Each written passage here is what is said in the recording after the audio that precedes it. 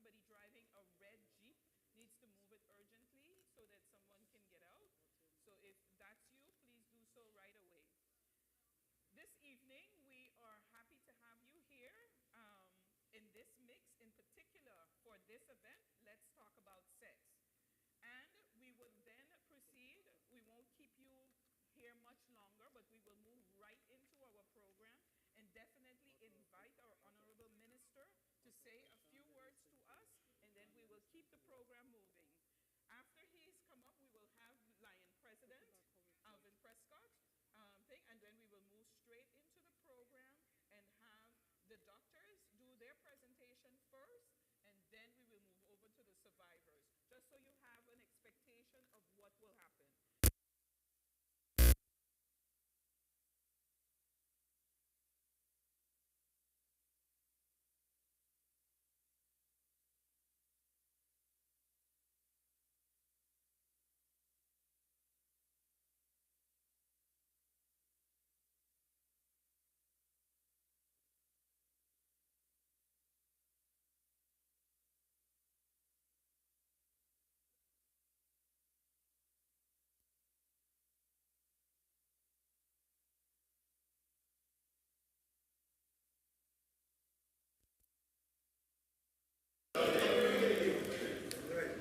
For me, it's truly an honor to be here this evening for the men's night out. And one of my favorite topics, let's talk about sex. As we come together to shine a light on a topic that is often not spoken about, a topic that is usually seen as a taboo, that one can consider a stigma. We're talking about prostate cancer. As a man, I understand that conversations about our health do not always come easily. Too many times men avoid checkups, delay screening, or hesitate to talk about what is going on with them and their bodies. But tonight, we are one step closer to breaking the silence. We're one step closer to breaking the stigma. I want to commend the organizers, Electrolyte Foundation. Can you please give them a round of applause? Foundation, CPS,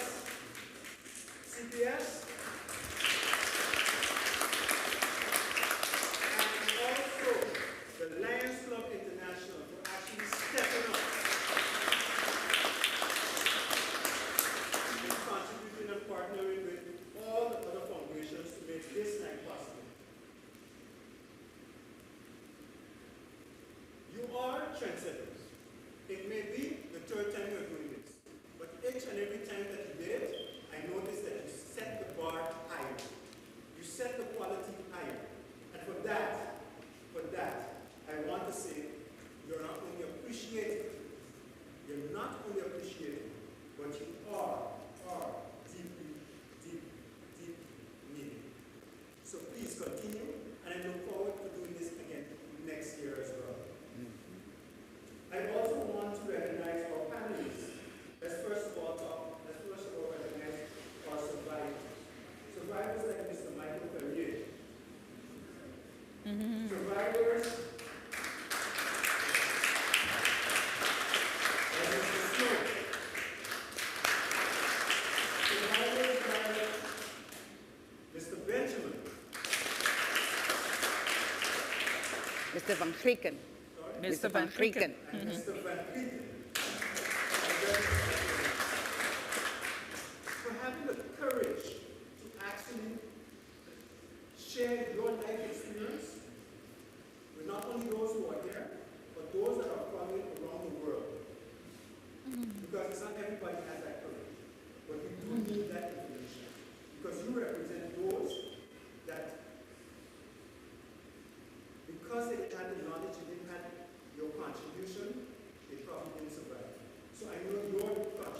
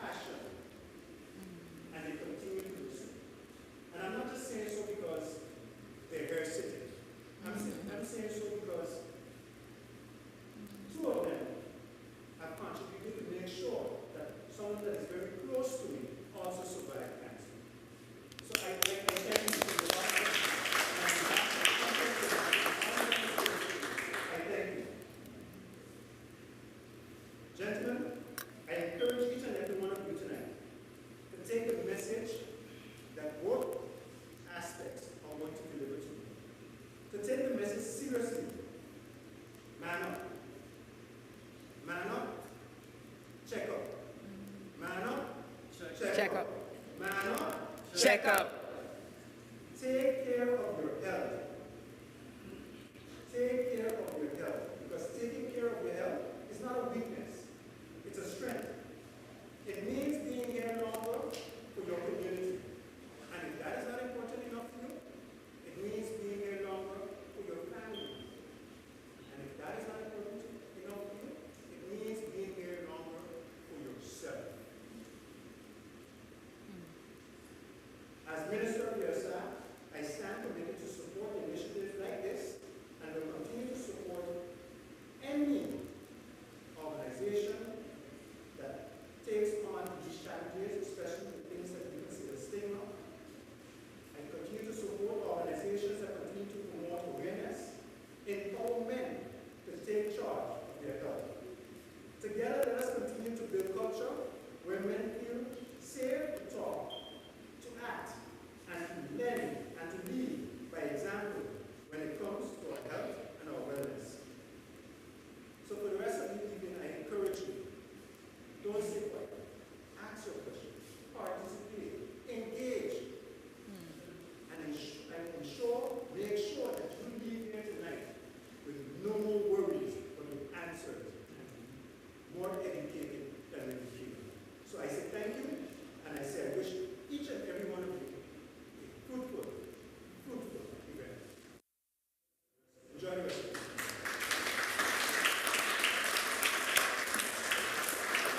Thank you very much.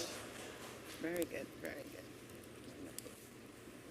You don't have to I would like to now call on, but first I would like to say thank you very much, Honorable Minister. Very moving. Exactly the message that we want to send to everyone in St. Martin. Thank you very much for that powerful endorsement.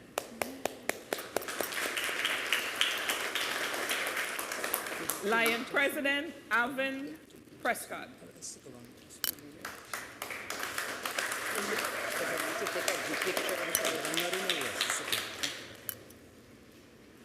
Good night, everyone. Good night. I promise my speech is going to be as long as a minute. On behalf of the St. Martin Lions Club, I want to welcome each and every one of you tonight for the Maarten Medical Men's Night Out. Prostate Cancer Awareness Talk. It's great to see many of you out here tonight, ready to have some honest conversation about men's health. Now, I know the topic of prostate cancer isn't always the easiest to talk about.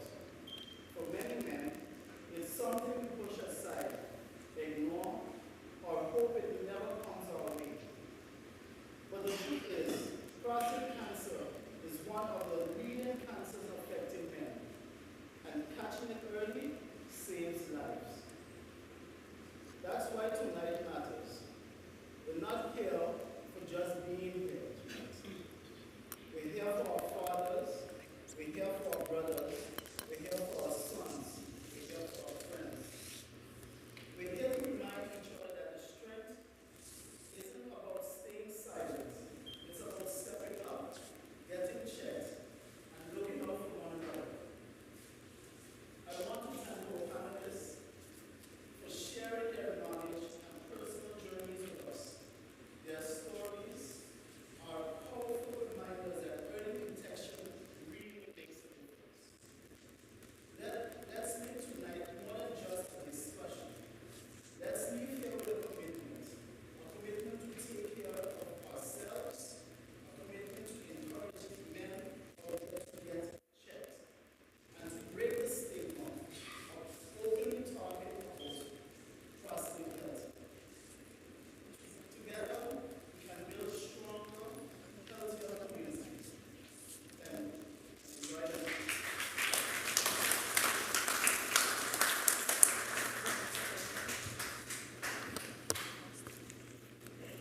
Thank you so much, President from the Lions Club, Mr. Alvin Prescott.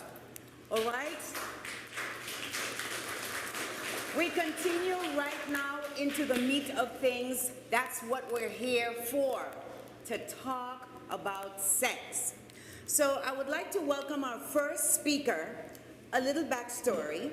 Dr. Francisco Antonio Pinto Acosta is a seasoned urologist and general surgeon with nearly 3 decades of medical experience across Venezuela and Honduras. A graduate of the Central University of Venezuela, Dr. Pinto specializes in pelvic floor health, urinary incontinence, and sexual wellness, with a strong focus on minimally invasive urological procedures. He has served in both clinical and leadership roles, including as Vice President of the Hospital Administrative Board at Polyclinic Santiago de Leon.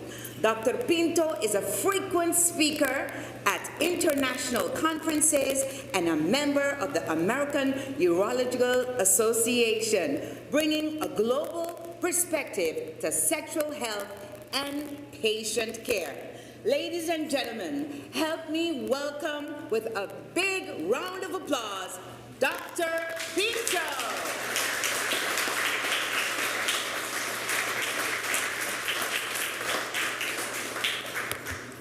Well, let me turn on the mic.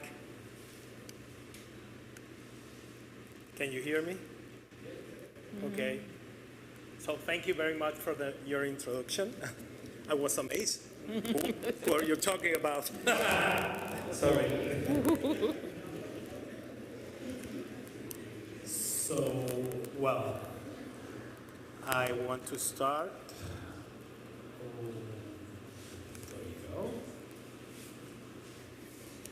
Well, I'm going to start talking about erectile dysfunction.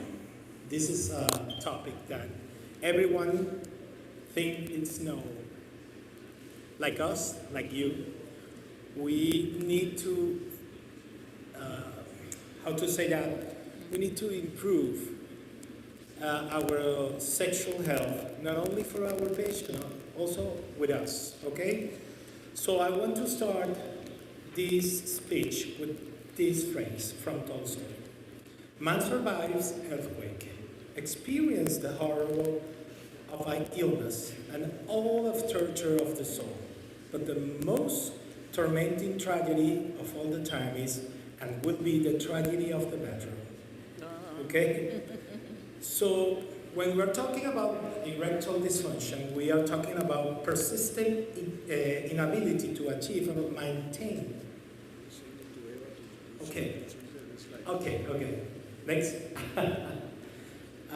Persistent inability to achieve and maintain erection for satisfactory intercourse. As you see, it's a simple definition, but this is not the condition is not like this. When we're talking about erectile dysfunction, next please, we're talking about a combination of too many causes. There are a psychological factor, there are a hormonal factor. We're talking about blood vessels, and we are talking about nervous system factors. Next. So we can find different types of erectile dysfunction. It can be primary or secondary. Primary means that a present in the first attempt to add the intercourse, or it may be secondary, which the person developed the erectile dysfunction after a period of a normal function. In a situation when we are confronted a man with erectile dysfunction, is when the man can have a coitus in certain circumstances, but not in others. So, more common, this kind of disease is more common in older and younger patient, but it can be confronted with younger men for a special cause. The ED, as we know as a doctor, ED is the most common male sexual dysfunction, and the prevalence is more than 50%, it's about 52% between population between 40 and 70 years. So if you can check, there is more than 3% in the three from 10% over 21 years old they have erectile dysfunction. It's associated with some how you say that, some characteristic like smoking. We have related the smoking with the ED. It's about 10% of between 10 and 30% of the patient who is smoking have erectile dysfunction.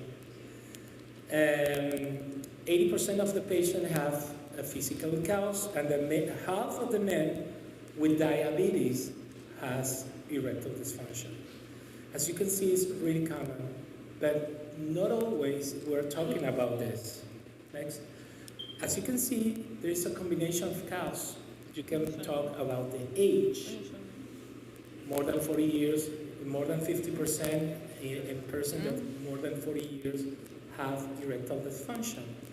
We are associated with some psychological issues like depression, anxiety, continuous stress, some physical injuries like pelvic fractures, some disease like diabetes, okay, nerval cause. Sometimes with surgery, for example, we're talking about the patient who has received a surgery for prostate cancer on another pelvic surgery. And obviously, it's related with some substance abuse, like drugs, some medications, and smoking, as I said before.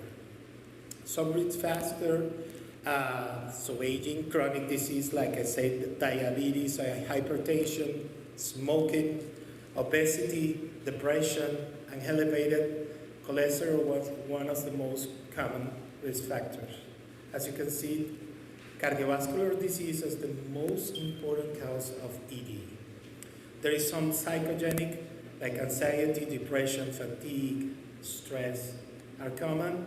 Some vasculogenic arterial, like atherosclerosis and hypertension, old age, diabetes, and chronic renal failure, and coronary heart disease are associated with this. Next. Some neurogenic, like a stroke, Alzheimer's disease, spinal injuries, diabetic neuropathy, are related with erectile disease. Next. Some hormonal disease like hypogonadism is the lowest hormonal testosterone in men, and hyperprolactinemia is some of the condition associated with erectile disease. Some drug induced, like some medication like antihypertensive and antidepressant drugs. Some medication using with the treatment of the cancer prostate, like anti-androgens, alcohol abuse, and cigarette smoking are really high associated with erectile dysfunction disease, sorry.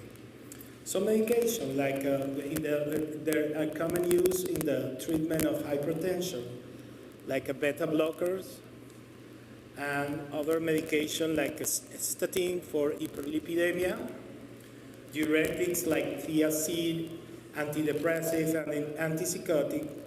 They're having related with this kind of problem. When we are confronting with a patient with erectile dysfunction, we need to talk open wide with the patient, not only with the patient, with the partner of the patient, because it's a couple problem. When we are confronting with the patient, we don't only talk with the man, we need to talk with the partner, okay? So we have to take a medical history, a physical exam, some lab tests, in this case, glucose, lipids, and testosterone level, and we need to achieve about the cardiovascular risk assessment, because in the last meeting, since maybe 5 years ago, and the American College of Cardiology says that the erectile dysfunction is the first sign of coronary disease, coronary heart disease. So when you confront a patient with erectile dysfunction, you need to know that it's probably the first symptoms and a coronary disease. Okay? So how is the assessment? Through as a medical story, we're talking about sexual and psychological story. It's important to know if there is a previous period that it has normal function. It's good to know it's the first time and it's happened more than once. If there is for example, erection during the foreplay, and then we have problem with the penetration. Is there is any erection with another kind of, for example, masturbation? Oh, there is a history of drug abuse and alcohol. Obviously, the other medication. There is it's a kind of index to objectivize what is wrong with this patient. It's the International Index of Erectile Function. It's only there are only 5 questions that they have 5 answers, and you can point it. When we're talking about erectile dysfunction, is when you are less than 21 points. Okay? How do you treat it? Obviously, the first line is lifestyle change. We want to talk. We need to talk to the patient if they have a heavy weight, or it has diabetes, or they have drug abusing, or smoking and alcohol abuse. The second line is oral medication, and the third line is a penile injection and vacuum device. At the fourth line, the final line is a surgery. It's like implants or vascular surgery. Some of the measures is smoking cessation, reduce the alcohol, weight loss, exercise. Some recommendation like reducing the stress, speak to your partner, incorporate the sensual time. So it's really important to, sometimes when we're talking with a patient with ED, they're misunderstanding that it's it's a previous play role with the sexual intercourse. And when we were talking with the patient, we realized that sometimes, and most that we want to hear, they don't know how to play this role, okay? So it's really important to talk about this. Some of the medication that we're using right now for erectile dysfunction is the pH5 inhibitors. It's, everybody knows about the sildenafil, vardenafil, and tadalafil. There is another option like intracavernosal injection and the intraurethral medication. We started with the PD5 inhibitors. As you know, sildenafil is the name, the main brand is Viagra. Everybody knows that. It's about 1 hour. You need to take just 1 hour before the sexual activity. We have a window about the 4-6 hours that it's gonna work. And the absorption of the medication can be reduced with the fatty foods. So we have to explain to our patient, and you have to know that if you are going to use sildenafil, in this case Viagra, you need to know that you can eat fatty food. Sometimes when you're asking for a patient and they say, hey doctor, I try with Viagra and it failed, and then when you ask, what did you eat? He said, oh, and it's some pork and fatty food grease, and that's not working like this. The second in the line is tadalafil. The common name is Cialis for everybody. It's a possibility that you can have administered a dosage just before the erection, and starting 30 minutes, it starts faster than the sildenafil, and it's lasting longer than the Viagra. So it's about 36 hours of window for this drug, and this drug is supposed to be no effect by the food. There is an option that you can treat the tadalafil, in this case Cialis, with with a daily dose of 5 milligrams. And it helps not only the erectile function, because it makes the most common and most physiological, but also it's working good with the patient with BPH, okay, benign hypertrophy of the prostate. And the last one is the vardenafil, the name is Levitra. We can start at between 30 and 60 minutes before the sexual intercourse. It's the same with the Viagra. It's about 4 and 6 hours of working, and as Viagra, its absorption is affected by the vitamin E.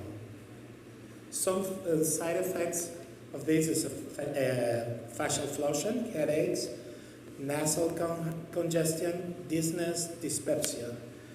At the beginning, they started to say that visual disturbance like a blue halo, but it's not common anymore. Priapism and no arteritic anterior ischemic optic nerve, neuropathy. The second line is, for example, intracavernosal injection. The issue is that you can use alprostadil. It's independent of the intact nervous system. You need to be manual dexterity, and adequate vision, because you need to inject inside the cavernous corpus, and it's contraindicated with has a bleeding disorder, anemia, leukemia, and some of the side effects of this medication is penoscrotal pain, hematomas, and sometimes priapism. Some of the other drugs they are using as injection as papaverine, phentolamine, and abiptalil, but it's not better than alprostadil. There is another option, is administration of intrauretral drugs, in this case alprostadil, the name is Muse. And the issue is that the pellets is inserted with this applicator that you can see, and you have to massage the penis to help the absorption of the medication. The issue is the penile pain, the dizziness, priapism is rare, but the other issue is that it's related with urethral stricture. So sometimes you be careful with this kind of patient. Vacuum device, in this case, we're using as a blood-trapped intercorporeal compartment of the penis, constricted with a ring at the base of the penis. It could be associated with cyanosis, edema, and sometimes we have the issue that it only lasts for 30 minutes. Okay? And the final option is the surgical options.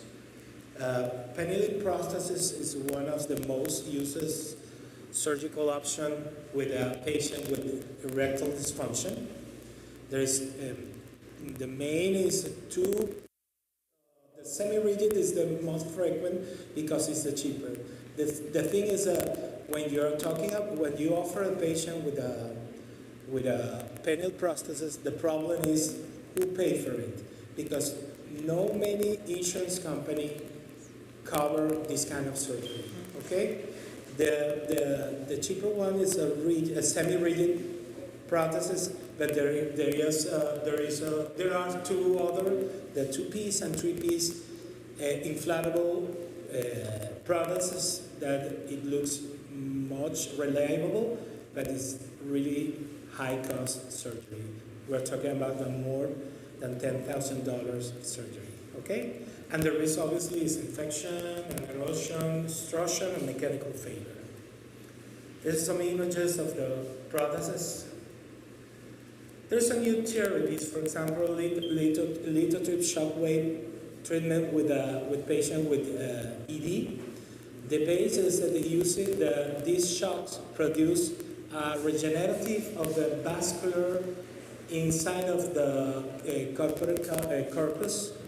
Where they started using alone therapy, but some groups are associated using this therapy with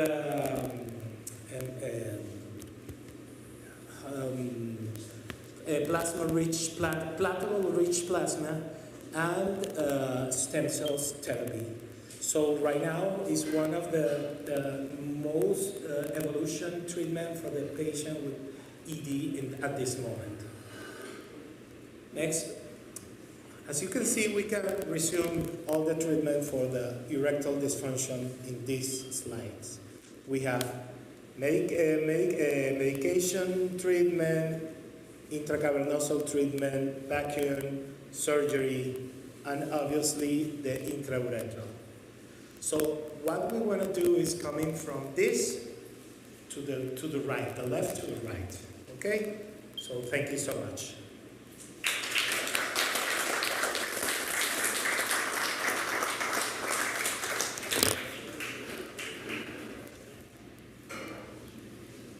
Thank you very much, Dr. Pinto. I'm sure you have lots of questions for Dr. Pinto after that presentation.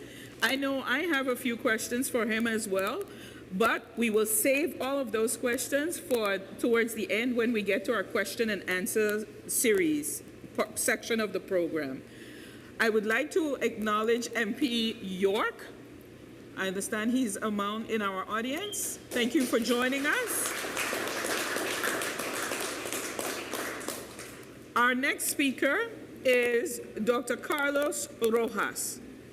Dr. Rojas is a urologist at the Maarten Medical Center since November 2018 and originates from Caracas, Venezuela. He has more than 20 years of experience in the field of urology, earning him a medical degree from the Central University of Venezuela School of Medicine in urology and general surgery. His clinical interests include all aspects of adult urology with a focus on urological issues, including bladder, prostate, kidney, testicular, erectile dysfunction, and urogynecology problems. Urogynecology problems include pelvic floor dysfunction, pelvic organ prolapses, and urinary incontinence. Dr. Rojas has advanced training in minimally invasive surgical approaches as well as traditional open approaches. Prior to joining SMMC, Dr. Rojas has a private practice in East Caracas for 10 years. Dr. Rojas?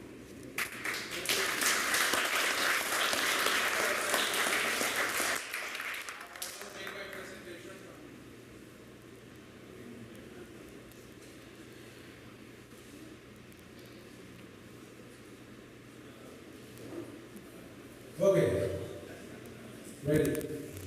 So I'm going to turn the screen a little bit this side, so I will do my presentation from here. So like I will simply the presentation. I'm going to start to talk about, I will talk the first part, and the second part will be Dr. Ramos will talk about the treatment. So let's start with prostate cancer. The prostate is a walnut-sized gland that is in the deep pelvis. Is accessible you can access the prostate by the digital rectal examination. And it's important to know that imagine the prostate as a nut, and the urethra goes across the nut, the walnut. So anything that happens in the prostate, any enlargement, any bulge, has an impact in your urine system. The next one. So people every time ask, why do you have a prostate? Doc, remove my prostate. Because I don't know, prostate is not, I don't know what it works, you know? So prostate is important in reproduction. If we don't have prostate, there's no any way to make children. So through our life, we use our prostate the times of children we have. So for example, if I have 3 children, I use my prostate 3 times. So in the rest of the time, why I'm going to have prostate. No? So the prostate is important because it produces part of the seminal fluid to liquefy the seminal fluid to reach, go through the cervix and make an egg. So the prostate makes the life happens. So it's important. So that's the reason we have a prostate and we need a prostate, and we need to maintain our prostate healthy. The next one. So the prostate has, imagine the prostate as a mandarin, as an orange, that has a skin and has different parts. So you have the inner part of the prostate is the one that grows normally in all men, and that's the reason with aging, for the men, they have more risk of having prostatic symptoms, like urinating symptoms. But in the surrounding of the prostate is where the prostate cancer can grow, and that's the reason it's important. The only way to access the prostate is by the finger, and you can touch, because the majority of cancer happens in the peripheric zone, that is in the outer part of the prostate that is reachable with the finger. Around 70% of cancer, we can feel it, and that's the really reason, the most important reason we need to do that examination. The next one. So prostate cancer is the leading cancer in Western countries. It's rare in China, it's rare in Japan, but in Western countries it's the leading cause of cancer, and it's the second leading cause of death of cancer after lung cancer. So that's the real reason, that's the importance to speak about prostate cancer, because it's a public health problem. Next. So the other thing that we see is with age, we have an increase of risk of prostate cancer. So it's an aging problem. It's rarely you're going to see a prostate cancer at age of 25, 30, but with age, you will see later why we're going to have a higher chance to have a prostate cancer. So what are the risk factors? The major risk factors, whatever you hear in other places, but it's proof that age, as I showed you, and we will see later why. The race is a factor that has been demonstrated that increase the risk of prostate cancer. Being Afro-European, Afro-American, Afro-Caribbean, Afro, you're going to have higher risk of having prostate cancer. Why? It's about genetics. It's something that we don't change. The only one who tried to turn white was Michael Jackson, and he couldn't. The other one is the family history, and we cannot deny our family. We cannot deny our family. If you had your parent have prostate cancer, or you have an uncle, you have a cousin, or you have a close family member, you're going to have high risk of having prostate cancer. At the same time, there's a strong link between prostate and breast, because you see that all the genes in breast cancer are shared. So if you also have a family member with breast cancer, you're going to have high chance of having prostate cancer.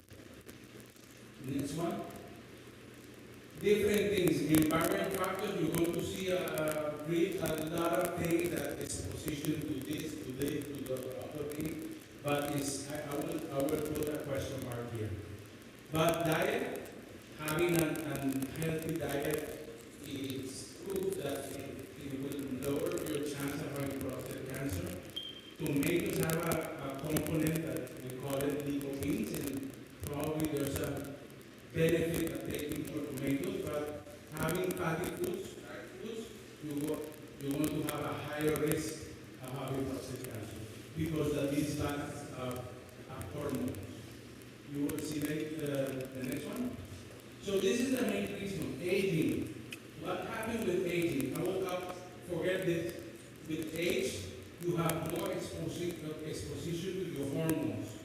And the hormones is a major factor to make the prostate grow. So people ask, Doc, well, how I can keep my prostate small? It's impossible because it's about aging. With age, your hair turns white, you get bald, and your prostate grows. And actually, your PSA can grow as well. That's something that we cannot avoid. The only thing that drops is the cancer. Pathology. The prostate is a gland, and adeno, it means gland, and we call it that way. 95% of the cancers are adenocarcinoma, and other 5% are other cancers that I'm not going to. They're extremely rare. Next one. So the symptoms. Remember that I told you that majority of cancers are in the peripheric zone. So if you have a small spot of cancer, you will have no symptoms. So you can be normal, you won't feel anything, and you have a cancer. And the only way to know if you have a cancer is doing the PSA or doing the rectal examination. Next one. So while the bulging of the mass impacts to the urethra, you will have symptoms. You're going to have urination, hesitation. You're going to have slower urinating stream. You can have urgency. Next. If the problem goes bigger, you can have a urinary retention, means that the patient cannot pee, so you need to put a catheter in. You can have blood in your sperm. You can have blood in your urine. You can have kidney failure. That's when your urine system blocks completely and you cannot pee, so you get intoxicated. Or you can have pelvic pain. The next one. And when the cancer is metastatic, what are the symptoms? When we say to the patient, you have cancer. Oh, my cancer is spread. But what are the symptoms when the cancer is spread? Or these are the symptoms. You can have swelling in your legs. You can have pelvic discomfort. Bone pain, very important, because the major spreading of the cancer is the bones. So if you have spreading to the bones, your bones can break like a cracker. Like you're walking and your leg broke or your pelvic broke. Or you can have this spinal compression, is when your spine, you have a fracture in your spine and you have compression of the nerves. And then you have paralysis of your legs. The next one. So how we do the diagnosis? Next. Of course, we talked already about the digital rectal examination. It's cheap, it's easy to do. We have to forget all what the examination means, but it's the easiest way to access the gland. The next one, but the most important thing is the PSA. The PSA is a simple blood test that indicates the patient and the doctor that you need to check your prostate. What is the PSA? Because sometimes people think, oh, I have my PSA high. And if you don't have a cancer, you don't need to treat the PSA. The PSA is just a bell that is ringing in your body, that the lab can ring the bell and tell the doctor you need to be checked. So the PSA is a substance that we only see it in the prostate. So if you have a prostate injury, like a disease like prostate cancer, or you have a prostatitis, or you have an enlarged prostate, your prostate you're going to see more PSA in your bloodstream, and that means that you need to be checked. The next one, as I said, an enlarged prostate produces more PSA. So having an elevated PSA, it doesn't mean that you have a prostate cancer, because you can have, my PSA is between 7 and 9, and always being there, being like that, and you don't have a cancer. So it's not directly, no, PSA elevated, you have cancer.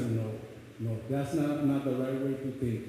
Of course, you can have a prostatitis. It means that you have an infection in your prostate. That also is common. So if you have an infection in your prostate, you're going to the injury inside your prostate. You will have more PSA in your bloodstream. So after you receive antibiotic, you will see that the PSA drops. That's the best way to see that is a prostatitis. And of course, prostate cancer. There's different causes that elevate the PSA, like in cyclers or after digital examination, but the elevation is slight, that you don't see it. And then the next one. The ratio, we used to do the ratio because we see the ratio, if you have a higher ratio, you have a lower chance to have a prostate cancer. And if you have a higher, lower one, you have higher chance. So, but the ratio, the lab is still giving us the ratio, but this is changing absolutely with the MRI. Because once you have an MRI, if you want to know what's going wrong with your prostate, the MRI will tell you directly what's going wrong. The next one. So this is the MRI. If you have an elevated PSA and you rule out infection and you rule out other different causes, what you need to do is an MRI. Fortunately, we have MRI in a hospital. The insurance covers the MRI. So with the MRI, the radiologist can see. The next one. So the radiologist see, oh, this lesion has these characteristics, so you can have a scale from 1 to 5 that indicates the probability of having a cancer or not. So, if you have a 1 or 2, the probability of having a cancer is low. If you have a 4 and 5, the probability of having a cancer is high, and then you need to do a biopsy. So this is a test that the radiologist dominates. But listen, it will change in the future. AI will take this. AI will take this. You will put all the data in a computer, and the computer will tell you, hey, this cancer, this patient, yes, do biopsy, this patient, no. The next one. So the biopsy is taking part of prostate tissue, a flesh of your prostate, to be analyzed by another doctor that we call it pathologist. The pathologist is the one who sees the tissue and indicates if you have a cancer or not. And also that is important to know that how aggressive is the cancer. And that is indicated by the Gleason. Gleason is a score. The Gleason score tells you how aggressive is the prostate cancer. This doctor also in danger with AI. The next one. So this is the Gleason pattern. I'm not going to explain you what the Gleason means, but it's about how aggressive, because you can have a localized prostate cancer, but if it's highly aggressive, you need to be treated. But at the different way, you have a low aggressive prostate cancer, it doesn't mean that you be treated. But that we'll discuss later. So this is the gradation. So you have low aggressive is a 6 and 7, and the higher aggressive is from 8 to 10. 8 to 10 is highly aggressive. Mr. Biden has a 9. President Biden, remember that he has a 9. So after we do the diagnosis, we need to do the staging. So in normal hospital with normal imaging, we used to use the CT scan. It's still valid using the CT scan because it gives you the opportunity to see if there's any spreadings, but it has the limitants, has some limitation, the CT scan that we're going to see later. The next one, the MRI. Also, you can see spreads of the bone. The MRI is good to see spreadings, to see if you have lymph nodes invasion. The next one, we used to do long time ago bone scan, but now it is barely used in the world, the bone scan. And the next one is the CT, the scan. This is the future. It's not in the top list, but is gaining more power because the accuracy of the test. This test, the next one, what we do is we inject a substance in your bloodstream that binds the cancer cells like a Lego. Imagine a Lego, and you have an injection of a substance, and reach the prostate cancer cell, and you have a highlight.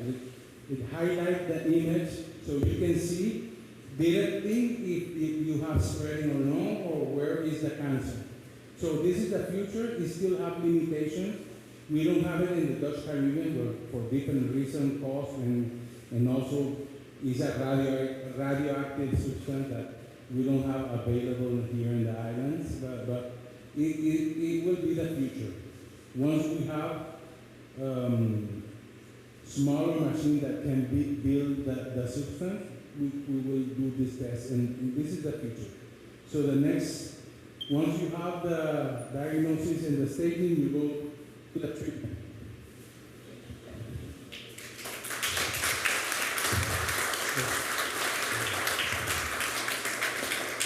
Thank you, Dr. Rojas, for that wonderful presentation. Everybody still interested in the topic? Yes? Okay, we go on to Dr. Diego Ramos. Dr. Ramos is a urologist at the St. Maarten Medical Center since August 2017 and originates from Venezuela. He has over 20 years experience in the field of urology, urological surgery, and endoscopy, earning his medical degrees in general surgery and urology from the Central University of Venezuela School of Medicine and University of Los Andes. He has worked for many years at the Margarita Hospital in La Isla de Margarita, Venezuela. He is also a certified surgeon and brings his specialty of non-invasive treatments for kidney and bladder stones to the St. Maarten Medical Center. In 2018, Dr. Ramos introduced innovative laser surgery to the St. Maarten Medical Center. And in 2021, Dr. Ramos and Dr. Rojas performed the first ever penile prosthetic implantation at the St. Maarten Medical Center for a patient who had a permanent erectile dysfunction. Help me to welcome Dr. Ramos.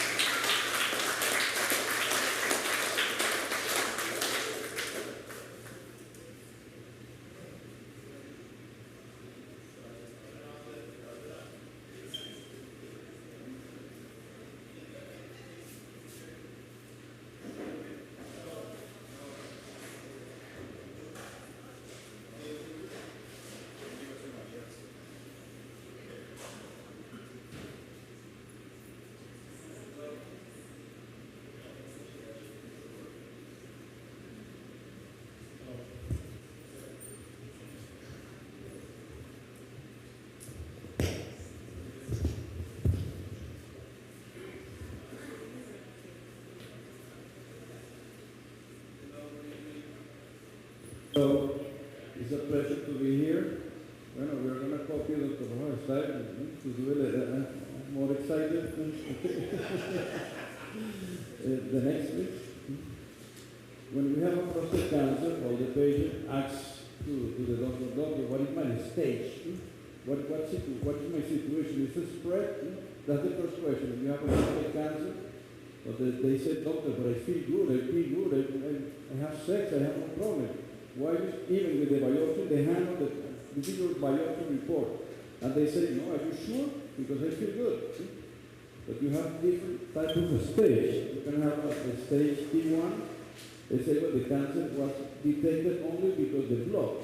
You did the digital rectal exam, was normal, no lumps, was not soft, but you did the blood test and was elevated.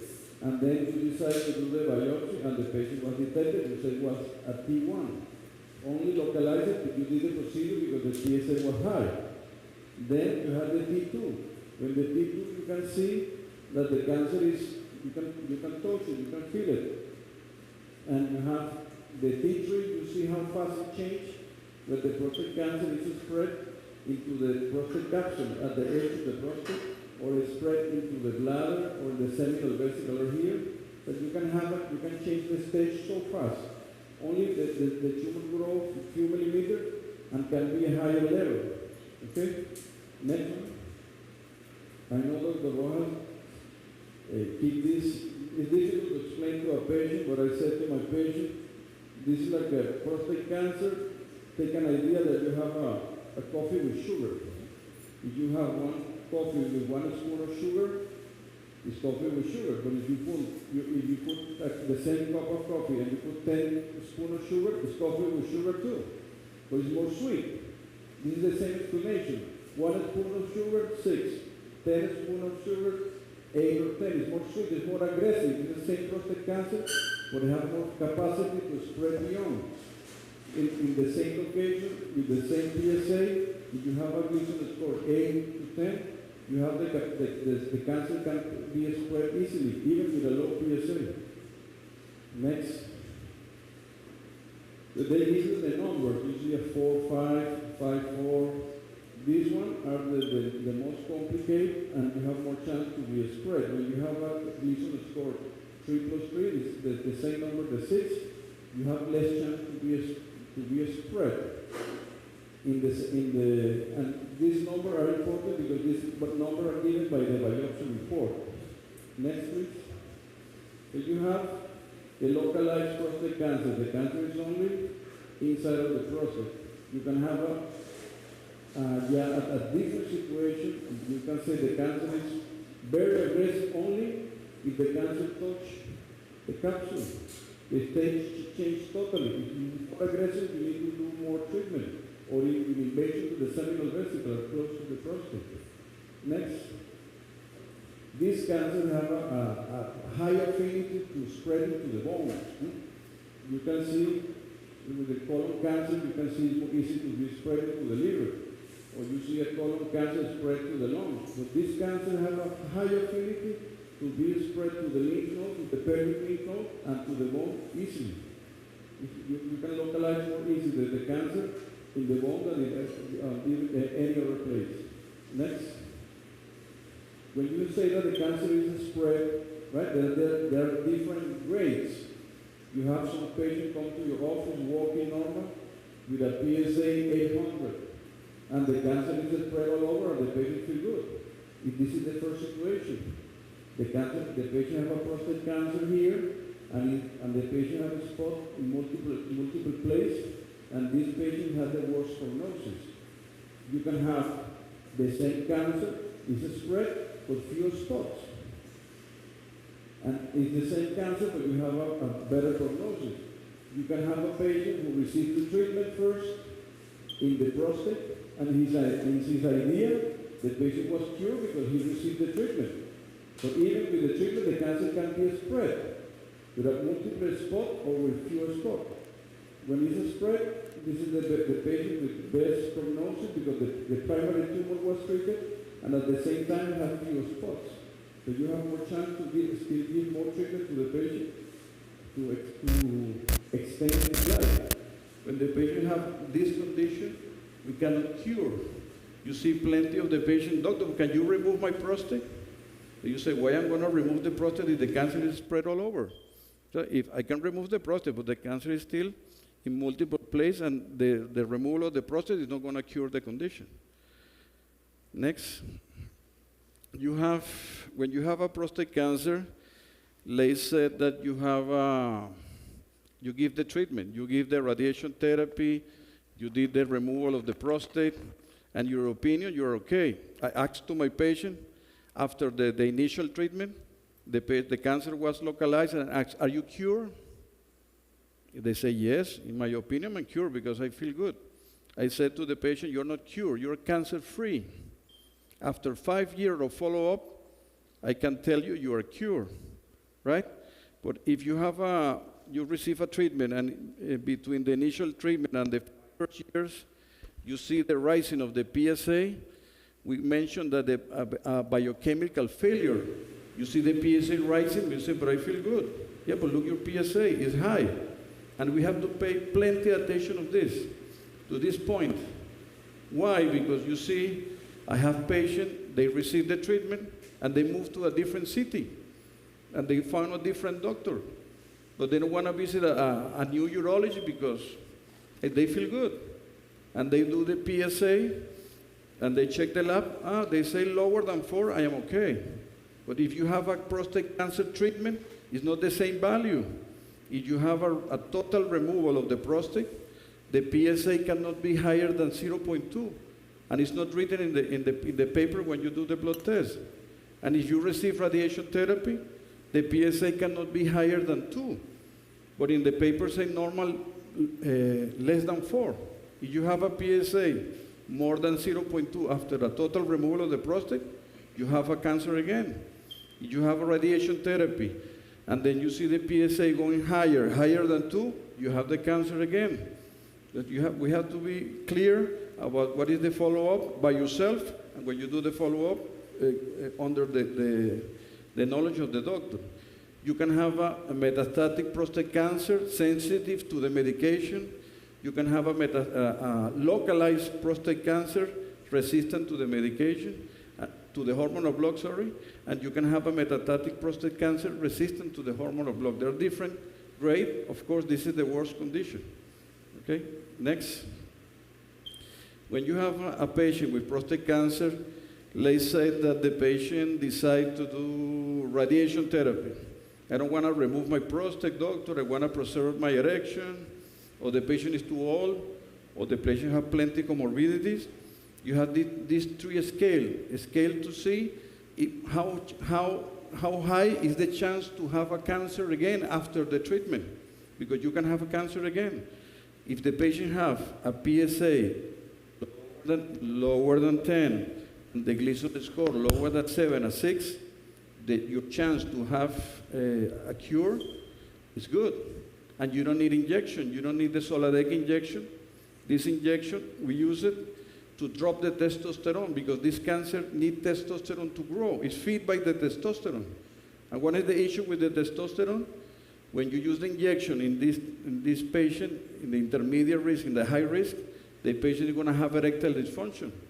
And the patient complains to you, doctor, you killed my life. You cure me, but you kill me. And the patient at the same time, doctor, do something because I'm sweating all the time. I had hot flashes. I'm sweating, I don't feel good, I feel weak. My muscle, look, I'm losing muscle, look at me. And the patient had the complaint of the hot flash, and with this weather that we have, and the hot like it is, and with the hot flash at the same time, it's a nightmare.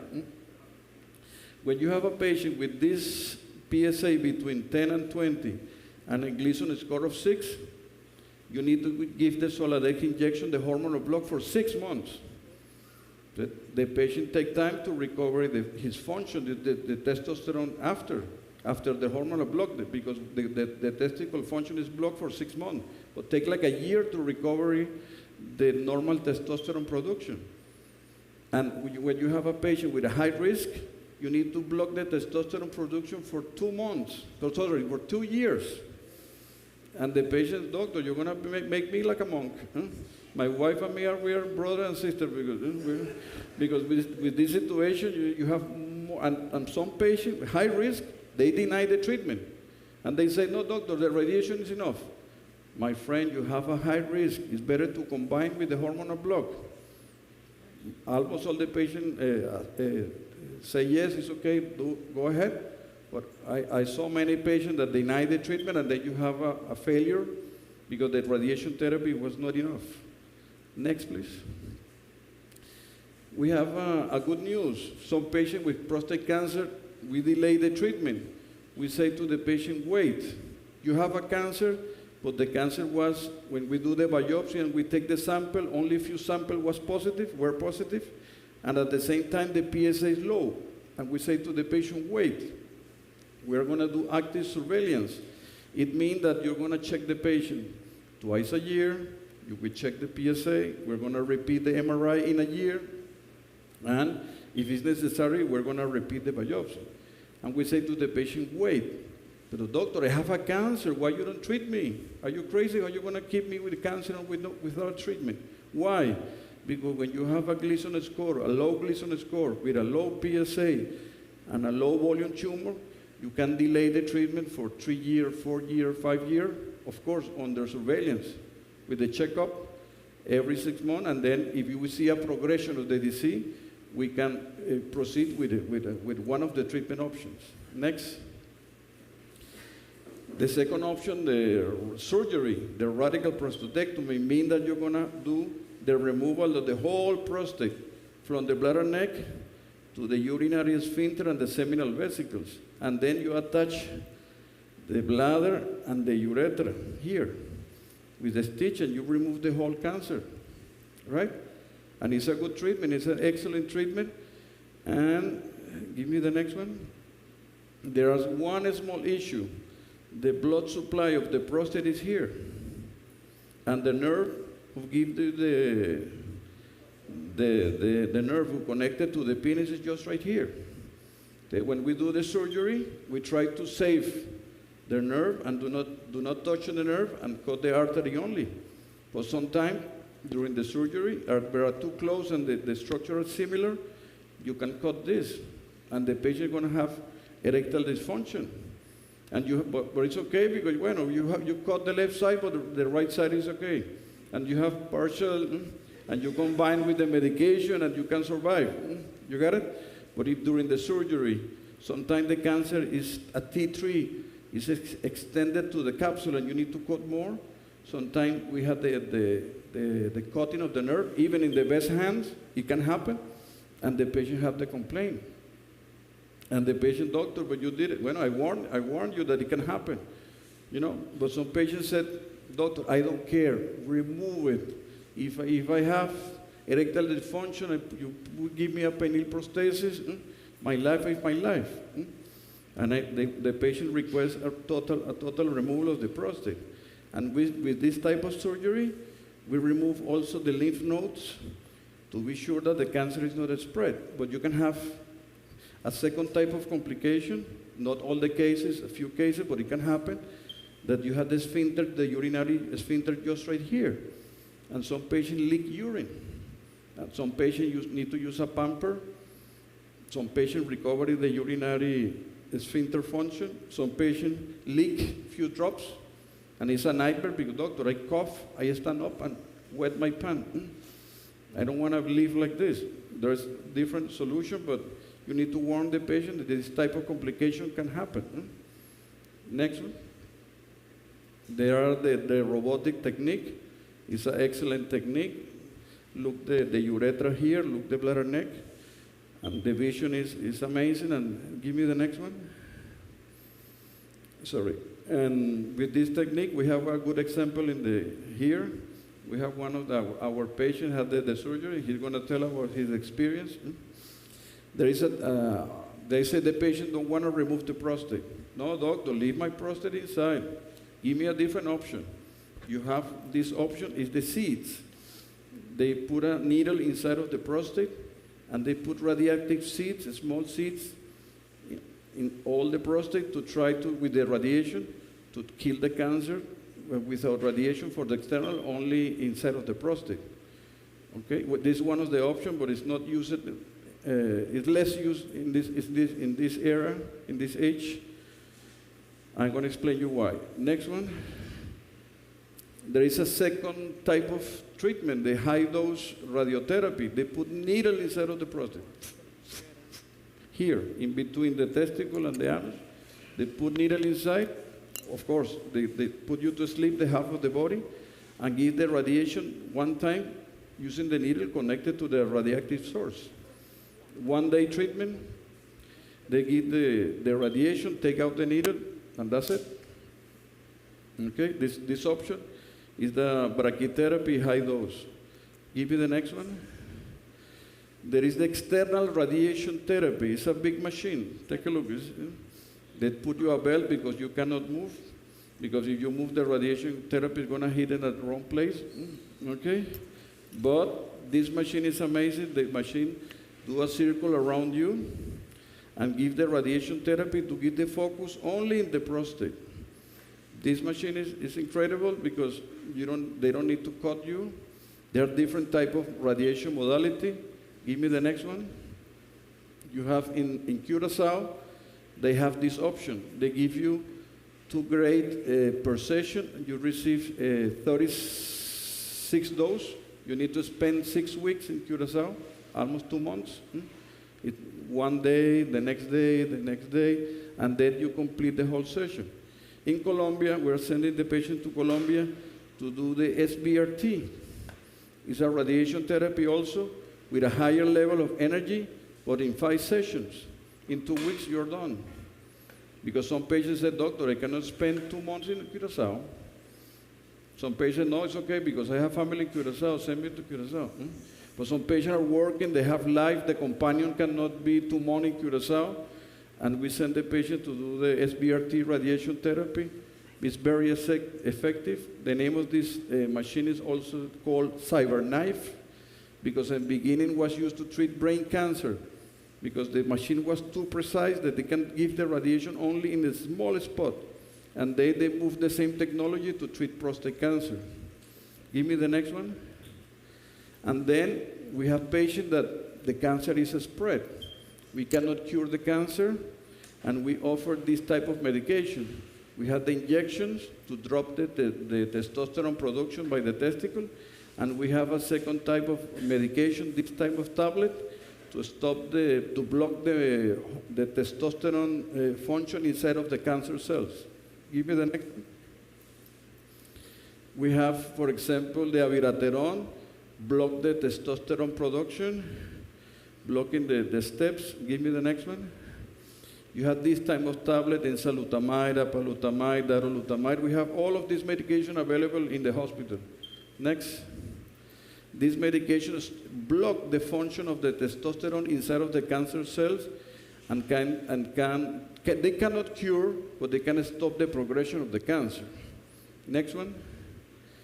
All of these medications have side effects. Some patients report fatigue, hypertension, the erectile dysfunction.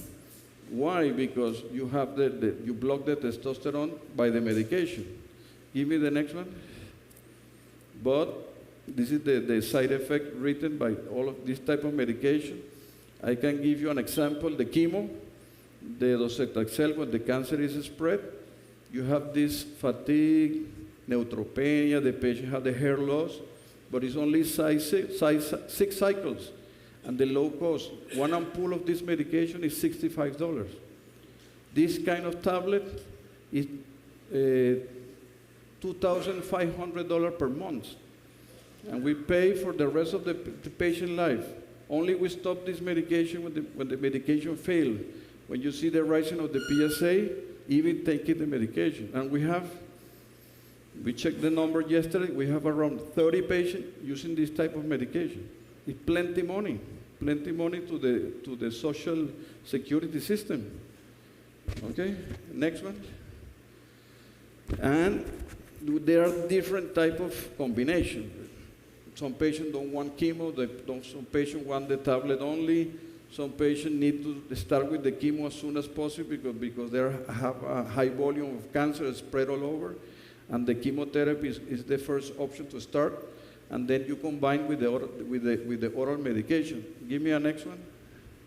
In the past, long time ago, we used only the hormonal block. If you use the injection only, the patient have a median overall survival only 33 months. If you combine with the chemo, you can live 40 months. If you combine the injection with the abiraterone, you have 50 months. If you combine the chemo with the abiraterone and the hormonal block, you have 61 months. So when the cancer is spread, it's late. You have more chance to live. We give a long life with quality, but at the same time, in this moment, we don't have the chance to cure. Maybe in the future, we're going to have a better treatment. Okay? Give me the next one. This is the genetic test. No, give me the next one, sorry. Next one. In my mind, I eliminate this section because it's too complex. Give me the next one, sorry. And this medication. This is the top of the line. You heard that Dr. Rojas said about they use the ligand to localize the cancer. In the surface of the prostate cancer cells, there is a molecule, the PSMA, and they use a low radioactive material to do the detection. But to do the cure, when the cancer is highly advanced, we use this radioactive particle with higher energy. Give me the next. And you can see this patient with the cancer spread all over. Look how plenty of spot the patient has. And using the medication, look, the drop of the PSA, this patient in the beginning had 387, and then dropped to 9.2, and look how the spot start to disappear. Look the bone, with total invasion of the cancer here. And now the PSA dropped to 1.5, and look the body almost clear. Amazing. It's available. The only issue we have with this type of medication is the cost. One dose only is $60,000. Okay, and the patient can take 6 doses. So it's expensive. It's available in Colombia. It's available in the U.S. But the issue is the cost. We don't want to reach this point because we know that the government is going to pay for it. Okay, and give me the next one, and that's it. Okay.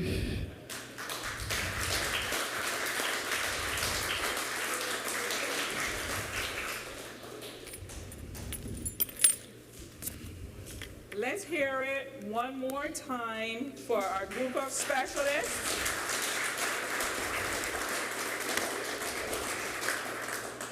Mercedes and I are fortunate to have met Dr. Ramos and Dr. Rojas in 2019 when they invited us to start the Man Up Checkup Prostate Cancer Awareness. We are grateful for them for their continued support and the support of the St. Maarten Medical Center. And Dr. Pinto, we welcome having you on board as well.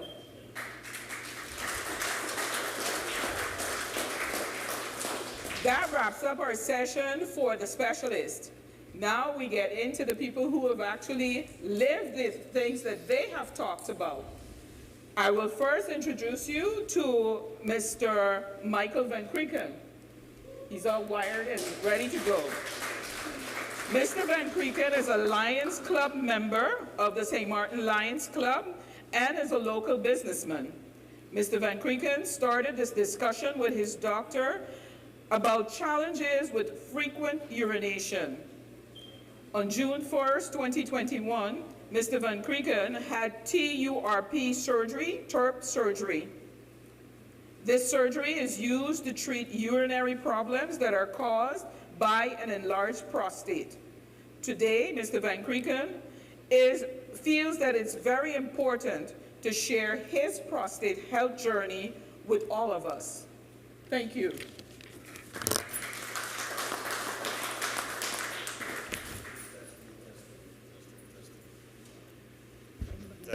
Testing.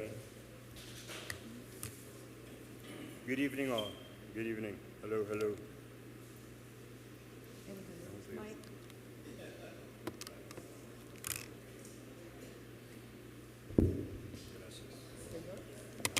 Good evening, all. First of all, I would like to share.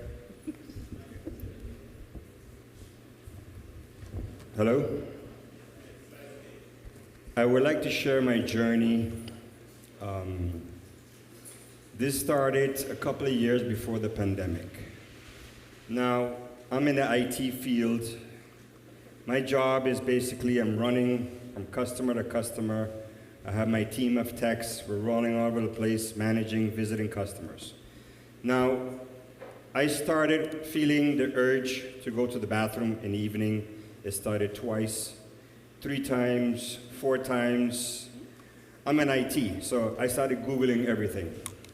Now, my point of my whole message is don't do what I did, okay? Because you're busy in your life, don't sit and Google your problems, you know? Go to your doctor and get checked. But in my case, I kept Googling. So now it got to the point where I'm getting up 7 times at night to go to the bathroom, to just trickle a little bit, and then you're leaking. So I'm like, okay, let's go back to Google. So I did this for a long time. So now I compensated by now drinking 3 coffees in the morning and then 2 monsters in the afternoon. By the end of the day, I'm like this, shaking. You know, at one point, the pandemic hit, so I'm home. I can't buy monsters. I ran out of coffee. So now I came to the realization, Michael, you have a big problem that I've been fighting, fooling myself, and making up excuses. And anyways, it got to the point where now I have to go see the doctor. I went to my house doctor. Then I met Dr. Rojas. So we started the journey with different medications. Michael, first of all, he says, Michael, you come now to see me after waking up 7 times at night, coffee, monster. My life was, so now I'm stressed to here. I'm working on a heart attack. So my problem, of course, is enlarged prostate, not cancer. I did not have cancer. So we went through the whole procedure with Dr. Rojas. We do this, we do that. Michael, unfortunately, medication is not going to work for you. You let it run too far to this point, so now we have to do surgery. Now, the TURP surgery is something very evasive. You know, I'm not going to go to detail. You can Google that one. It's very evasive. Invasive, sorry. Either way, we went through that process. Months went by. I did a second surgery. Finally got to the point where now it's manageable. So today, meaning a few years ago, I changed my whole eating habits. Healthy, no sugar, no alcohol, no this, no that. I mean, I stopped Carnival that I would do with Mike. But I stopped a lot of things because I just couldn't manage with it anymore. So now, today, thanks to Dr. Rojas, that now I live a normal life. I get up at night maybe once. I go back to sleep, get up at a normal time. So again, it's to the point where you are now grateful that you now listen to yourself. You have a problem, you go to the damn doctor. It's as simple as that. Don't wait. Don't do what I did. You understand? Thank you. And thank you all. The heroes.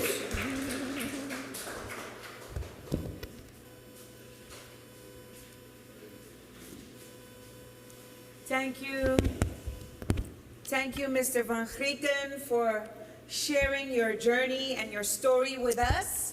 We are very happy that you have the courage to come and share, and hopefully that will enlighten our people here this evening to go to the damn doctor. End quote. All right, we move on to the next wonderful person that also has the courage to share their story. He is one of our blue faces on the poster. Mr. Raymond Benjamin, a prostate cancer survivor, is born and raised right here in St. Martin. He has earned degrees as an electrician and mechanical engineer and is a civil technician for over 30 years with the government of St. Martin. Raymond has always been and continues to be very active in sports. His latest sports passion, cycling. His other passions include music, playing the piano, the sax, and the flute. In 2018, Raymond was diagnosed with prostate cancer, and he decided that it was not going to keep him quiet. Raymond decided he was going to be a prostate cancer awareness advocate, and we are ever so grateful, and share his story at Christian Faith Ministries International Church in Dutch Quarter on September 2019 during an information session where Dr. Rojas and Dr. Ramos were also present. Raymond, strongly rooted in his Christian faith, hopes that by sharing his story and encouraging other men to start the conversation with their doctors on getting screened will make a difference and save men's lives in St. Martin. Put your hands together for Mr. Raymond Benjamin.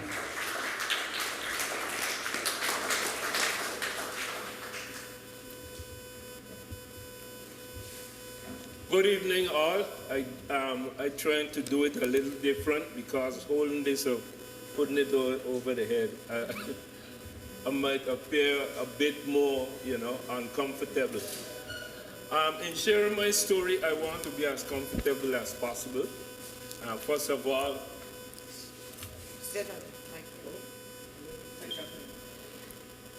okay. Yeah, first of all, I'd like to thank the Foundation for giving me this opportunity. It's been over 4 to 6 years now that they always call on me when I can be available to. And also to the esteemed doctors here that played a big role in me being here today. My journey really started as kind of normal in where you would feel comfortable in not going to the doctor concerning this sickness. I used to do a lot of sports, and around the time that I really felt a discomfort per se with my situation was when I was building my home. A lot of the symptoms that maybe I could have blamed for having prostate cancer was a little pain here, a little pain there, like a swelling on the knee, or a little discomfort in my back, but I would blame it on the construction work, of course, around the home. Then one day I got a bulge on my leg. I think it was a cyst. And I went to the doctor, the specialist that used to look into that at that time was at a medical center. And he said, oh, it's not cancer related and it would eventually go away. I didn't know anything about PSA at that particular time, or PSA readings. So I went back to my house doctor and I told him, and he said, you know something, just to be on the safe side, have a PSA reading. So I asked him, what is that? He said, oh, you ever heard about your prostate? I said, yeah. But that time I only was acquainted to when your prostate would be swollen and stuff like that.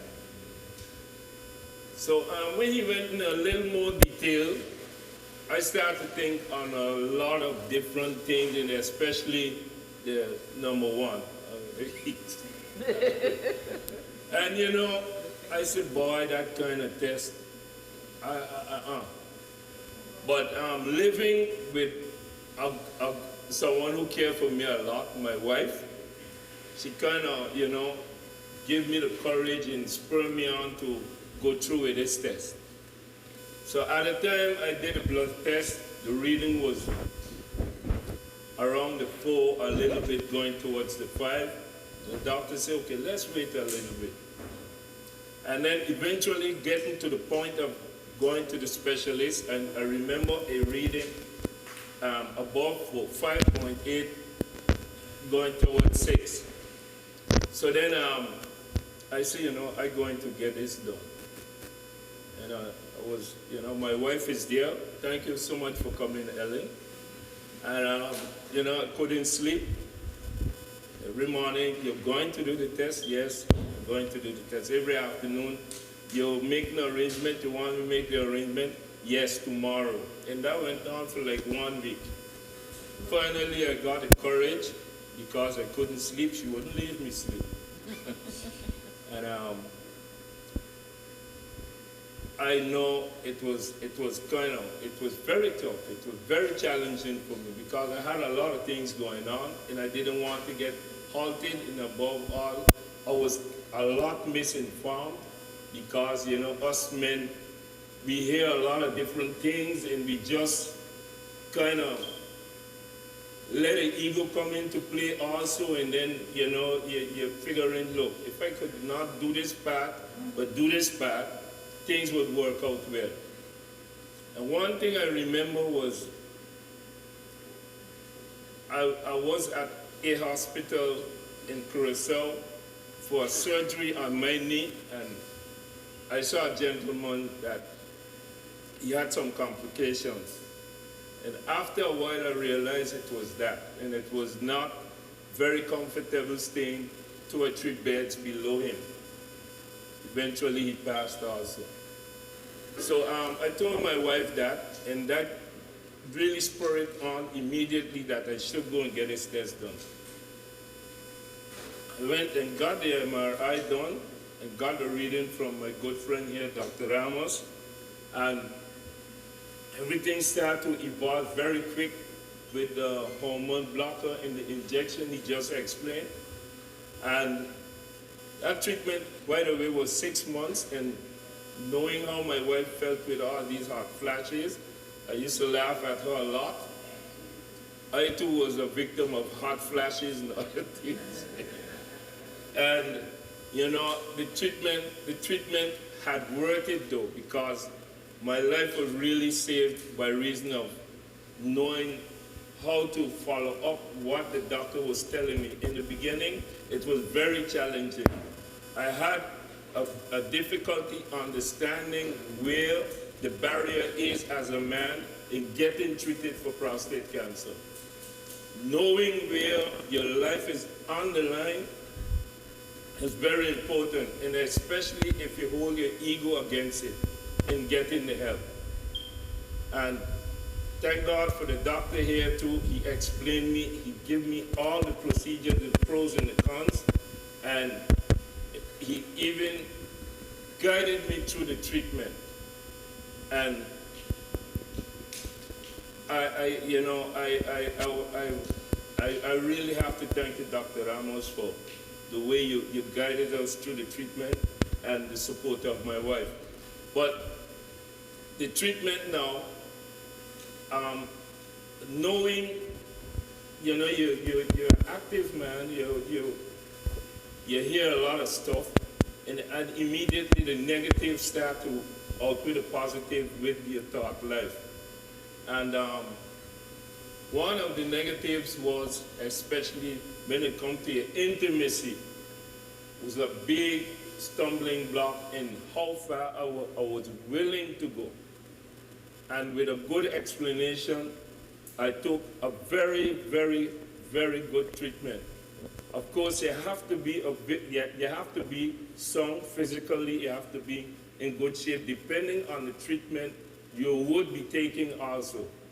Therefore, you have to know that with good counsel and also with the input of your spouse, how interesting you want to be to get that particular treatment.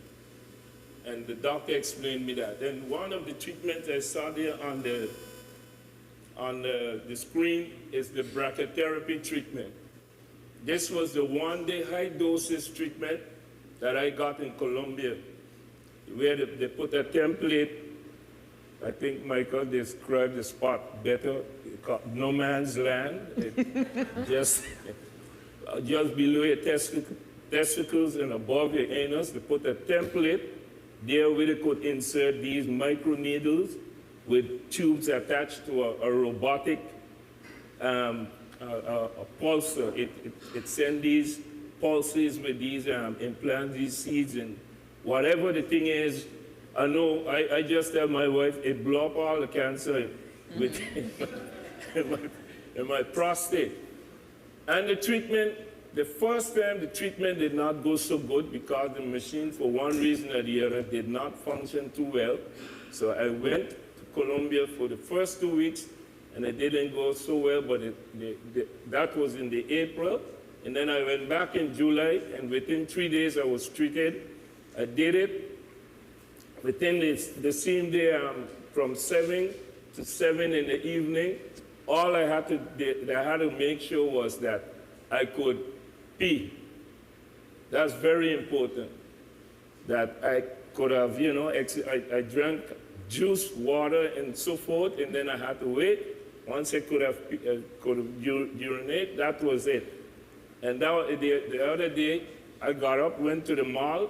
Still, you feel some side effects, some burning a little bit, and so forth, and all the heavy side effects like incontinency and stuff. Thank God I didn't have them. But I attribute that to good living, positive living. You know, I didn't abuse myself much, drinking, smoking, and stuff like that. You know, so to wrap it up, I hope I'm, you know, not too long. I did the follow-ups from the 3 months going, still checking the blood, and I'm having consultations regularly with Dr. Ramos for over the 4 to 5 years period, going into the 6th year. By the grace of God, he told me I'm cured. That was April 15, 2015. All right. So, hoping to have informed you. In a nutshell, that was my trajectory. I also was praying a lot. I am feeling very good, proud of myself, proud of my doctors and my wife. Thank you very much.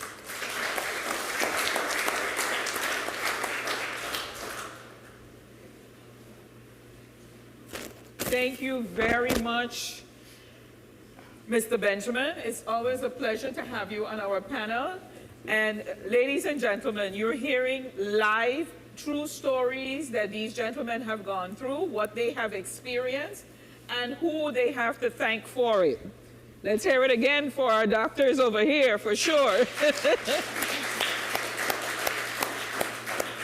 Now, we've heard stories of don't do what I did, because this is not what you need to do, from Mr. Van Krieken, and we've heard Mr. Benjamin said that we need to get over our egos and basically be able to live healthier lives and listen to your doctor, follow up, continuously following up and checking with your doctor. Next, I want to introduce you to Mr. Gordon Snow. He's the managing editor of the Daily Herald newspaper, who was diagnosed with prostate cancer in August of 2021. He had learned that it was important to get a medical checkup regularly and not to take your health for granted. Don't think that if you feel all right and that if you feel healthy that there's nothing wrong. He's here today because he wants to be as open as possible about his journey with prostate cancer, with his knowledge, how now he hopes to encourage other men to get checked. Mr. Snow?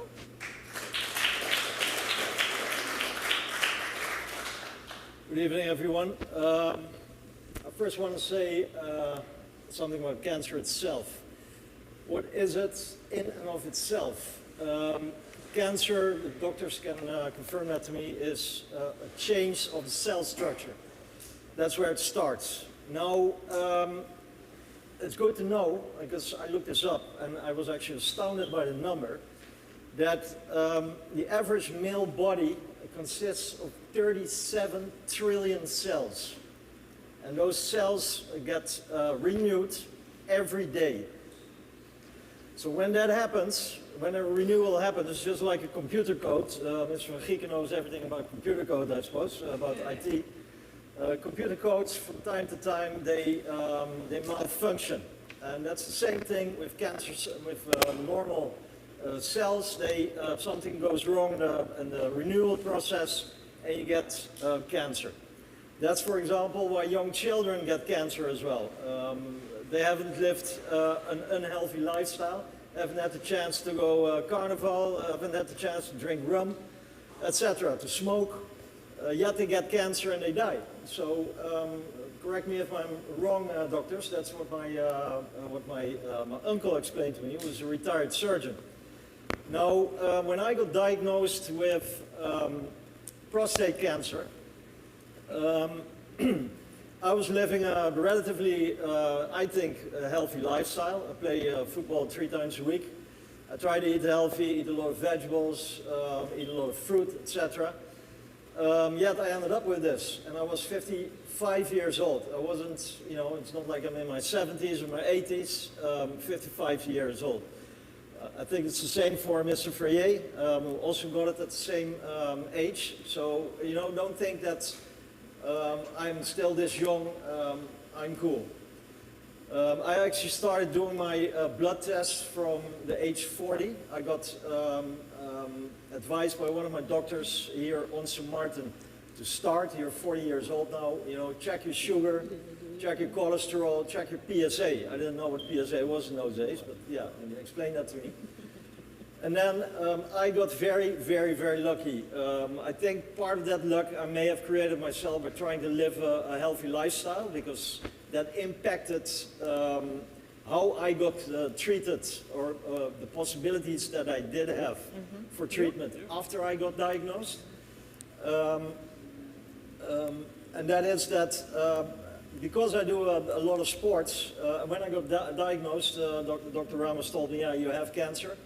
I found out at the end of the pandemic in August 2021 that my PSA had shot up within 1.5 years from 3.7, that's below the 4 healthy threshold, to 12, the PSA of 12, within 1.5 years.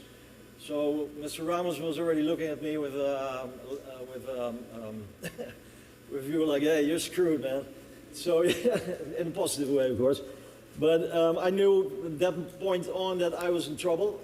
Took me about 3 weeks to, you know, for really stressed out 3 weeks.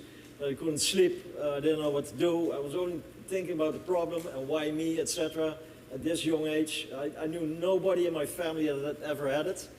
So it wasn't a family thing. So why did I get it?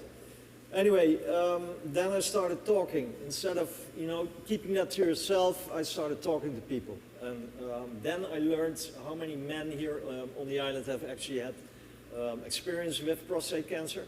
I also learned how slow the cancer is that I have. I have one of the 95% that Dr. Rojas was talking about, which is a slow-moving cancer. You also have a 5% that is much more aggressive. What the doctors forgot to mention to you, by the way, is that, yes, Afro-Caribbean, Afro-American men are more likely to get it. They're twice as likely to get it than most other men out there. But you're also more likely to get a more aggressive form of cancer. That's very important to keep in mind whether you decide for yourself that you go and check up. You should do so anyway, but you should see that as an extra reason why you should go and do it. Statistically, this has been proven. But anyway, I got, yeah, I knew I had it. Then the question came, okay, what am I going to do about it? And fortunately, Dr. Ramos told me, you have the whole scala of possibilities of what you can do because of your fitness level. I wasn't a diabetic, I didn't smoke, I'm not overweight. You know, I had no issues. I had no bladder issues either. So for me to do the option of a radical prostatectomy then became a no-brainer. Also, I first actually thought, why don't I do radiotherapy first, you know, and then if it comes back, I can always do the operation. What the hell? Now, my uncle told me, you do radiotherapy. Radiotherapy leaves burn marks in your body. It's also something that's important to note here. It leaves burn marks in your body. So if you have an operation in that same area later, the operation becomes a lot more difficult. because it creates complicated bleeding that a surgeon will find very difficult to stop. So for me then, the question became, okay, let me get it the hell out. And I asked Dr. Ramos, okay, ¿qué más? Where are we going to go? And he had two options for me. Somebody in Florida, Dr. Patel, he's apparently in the region the foremost surgeon in this area. He has done over 5,000 of these surgeries. And there was also a surgeon in Panama, a female surgeon by the name of Leticia Ruiz, who I eventually chose to go to. I had a video conference with her, and I felt immediately at ease. She was very knowledgeable, and also very comforting in the way that she talked to me. She knew what she was talking about. So. Yeah, my uncle also told me, listen, do this. Go to a surgeon. It's also important if you ever should you decide to do a radical prostatectomy, is to choose a surgeon that doesn't do this once in a blue moon. You should have somebody that does this every week and has done this over 300-400 times. It's very important. Now, I went to see Dr. Ruiz, and she had, I don't know when this starts to work, but she did the operation. Damn, I mean, if you get wheeled into that operating room, that's a robot, huh? She operated me with a robot, and this thing is as big as Arnold Schwarzenegger, you know? It's a massive, I don't know if you've ever seen the movie Terminator, where you see this body, this robot with 6 arms like that, and you know that these arms are all gonna go in your body. So I have like 6 marks here on my body where the hand section went in. It's very important to understand why robotic surgery. It's because these robot arms, they don't do what the doctor's arm might do. And maybe the doctor had a wild night the night before, drank a bottle of wine, had a lot of coffee in the morning, and his hand trembles a bit. And yeah, that makes a difference. Dr. Ramos was talking about when he touches that very important nerve that's important to your erection. So for me, the robot operation seemed to the go-to thing, and I got operated. I must say, as Dr. Ramos also explained, there are the 2 risks. That a nerve gets touched, and that you might have a problem for a while if the nerve gets cut. That's it. But if the nerve gets touched, it can take up to a year, right? For it to activate again, so that you will be able to have a normal erection. Now in my case, I had a couple of months that I had some issues, but I can tell you that the first 3 months after an operation like that, you don't want to have sex because it just, yeah, you still have some pain down there that will have the after effect. You get a painkiller regimen for the first 2 weeks. And after that, then you're up to you. It's up to you. But it will take a little while. It takes up to 8 weeks before you can do any lifting of any sort. After an operation like that, you have to. You can't even lift your own groceries. You cannot lift anything above the 5 pounds, basically. So it takes time for you to recover, because don't forget, it cuts straight through your abdomen, through your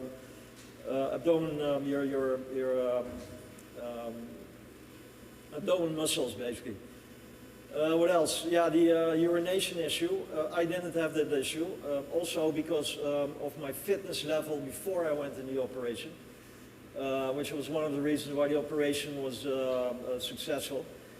I did have one problem after the operation, and that is you get a catheter put in your into your penis, and you have that for up to a week, and then they pull it out, and then usually, you should be able to urinate again.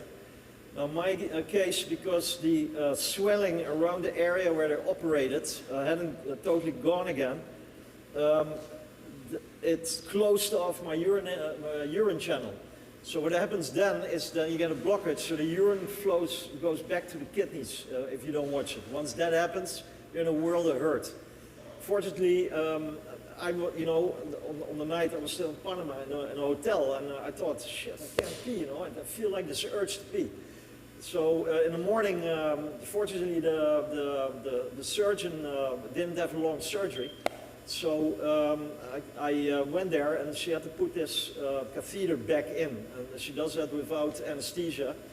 And I'll tell you, that wasn't a nice feeling. But anyway, that was the only problem I really had after the surgery. I can tell you it really did it for me. The prostate is not important to your survival as a human being. So that was something that somebody else had told me before the operation. So you don't really need the prostate to survive. So unless you want to procreate, then it becomes another issue. Now at my age, I wasn't thinking about kids anymore. So that's for me not an issue. You do get the option, and Dr. Leticia Ruiz gave me that option, is to put my semen on ice. And if I still want to, get a future wife or a girlfriend that wants to be impregnated, I can still do that.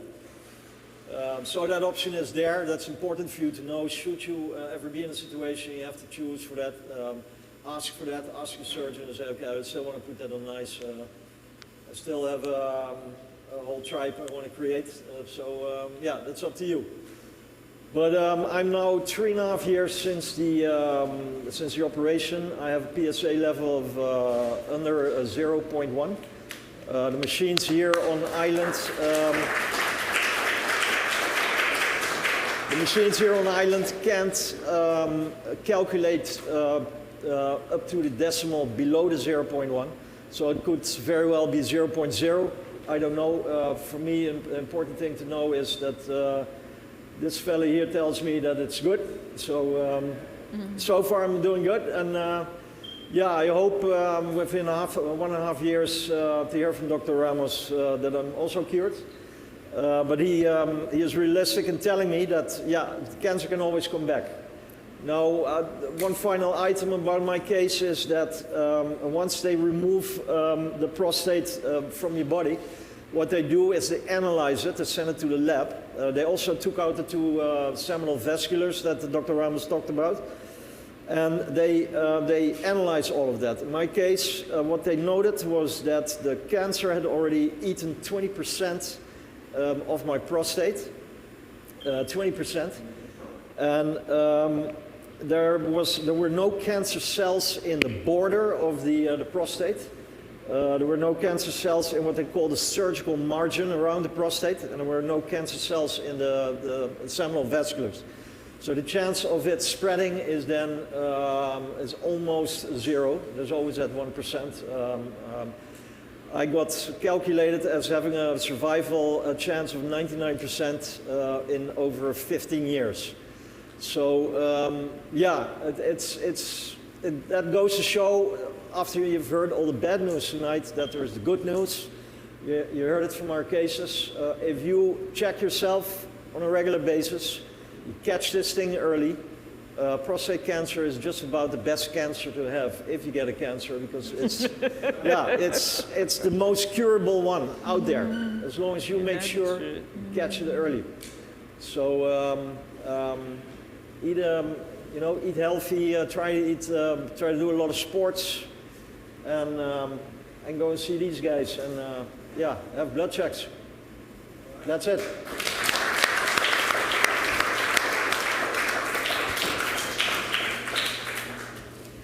Thank you so much, Mr. Gordon Snow. I just want to say a little story. One day I was driving in the Simpson Bay area, and Gordon, as he's very athletic, he's always walking, and I stopped for him, and he jumped in the car, and he told me first, congratulations, I love the work that you're doing in the community, but I was just diagnosed, and if I can ever help with your campaign, I'll be there. And I must say, Gordon, thank you for being a man of your word, manning up, and definitely sharing your story with the community of St. Martin. Thank you so much. Last but not least, we save Mr. Michael Ferrier, who is no stranger to prostate cancer, a big advocate for the Positive and the Electrolytes Foundation.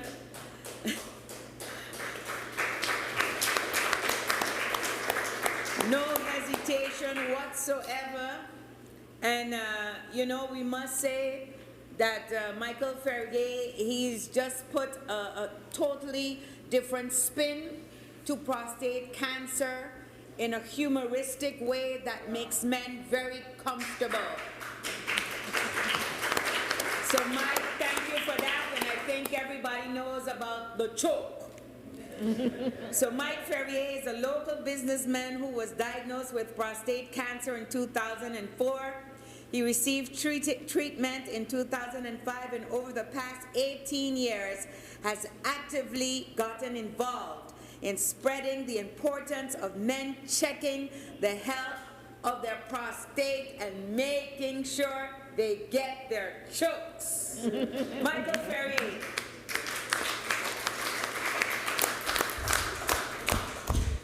Can you hear me now? Good. Well, I'm not going to bore you. You've been here long enough. I was born. I got cancer. I got cured, and here I am. That's my story. Really quickly, the way I found out is I used to be a blood donor. For years, every 6 months, I would give blood at the hospital. And every time before they took the blood, they took all my levels of everything. They checked my blood basically, and I got a report every time of where everything stood: my cholesterol, my this, my that, my the other, and my PSA.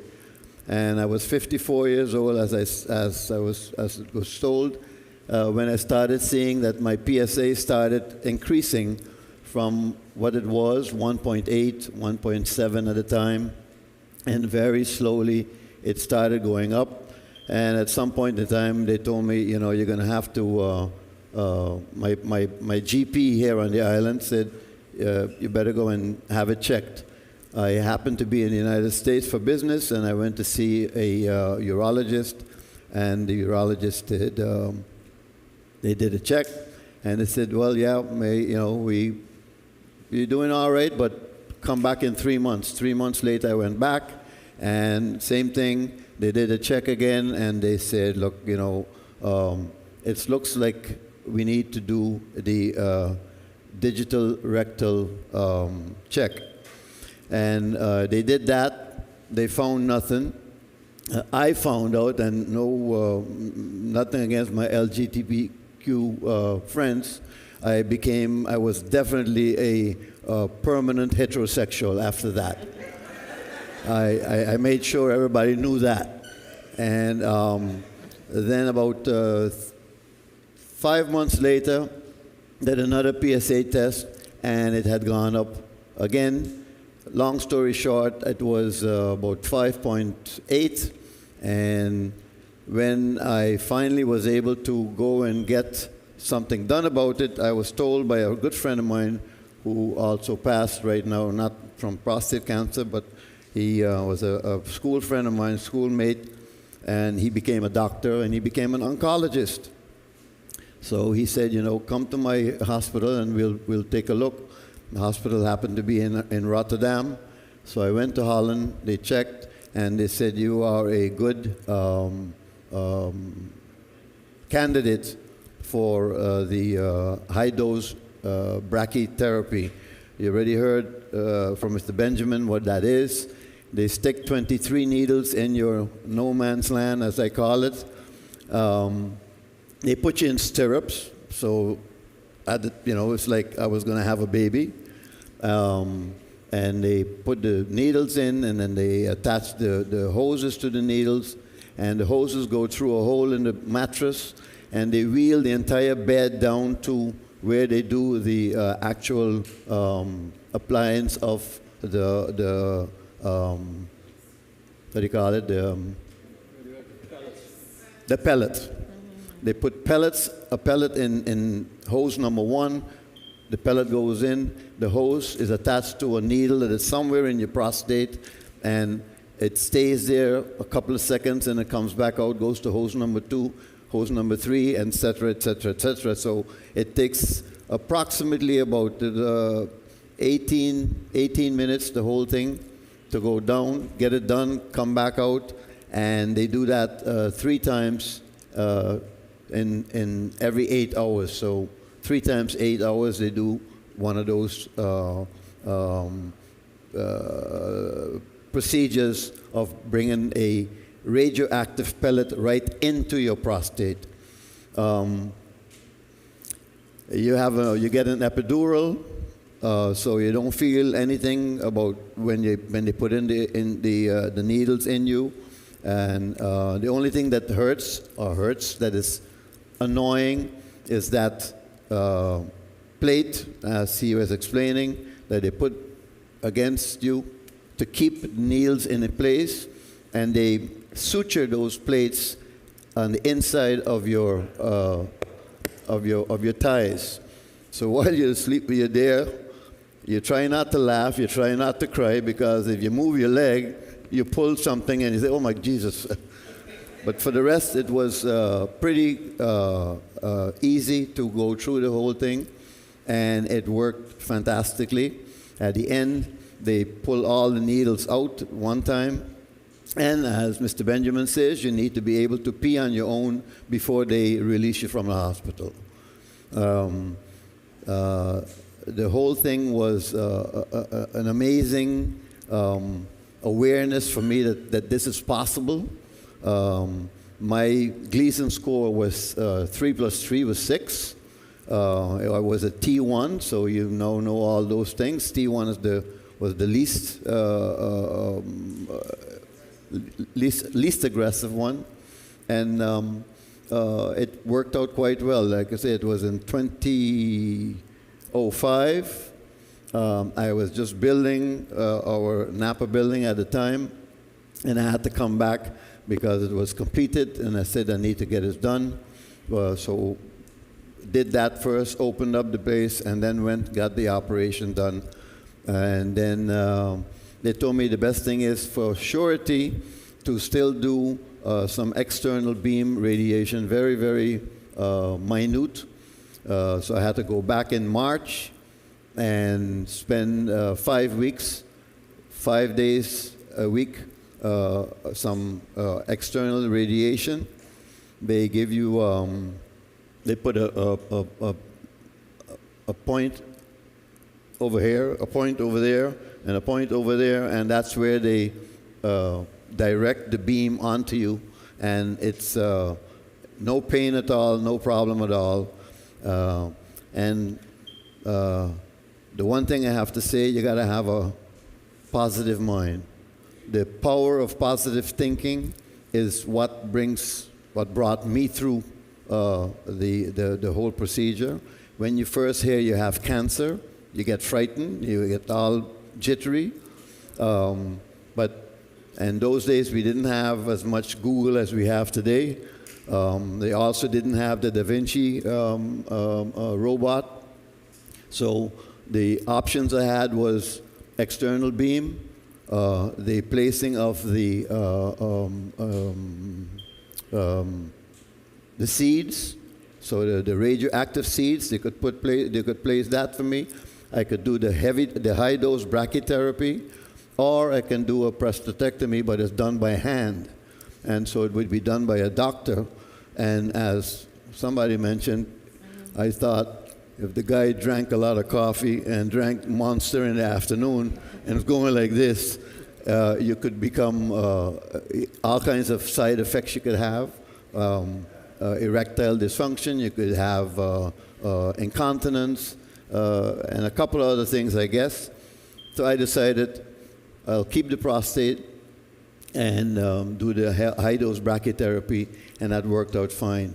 I when people now tell me that they got diagnosed with prostate cancer, and I find out that they have a Gleason score of 3 + 3, which is 6, and they're still T1, even T2, I personally say, get it out of your body. Do the prostatectomy. It is very, very safe these days, and it's going to be done with no big cutting, as he says, some couple of holes here and there, and they get it out of there, and you don't, you have one thing less to worry about. But again, as the good doctors said, you know, you can get cancer again, so you need to, you know, constantly go and have a checkup. And that's my thing. When I came back, it started that way, where I got asked by a group.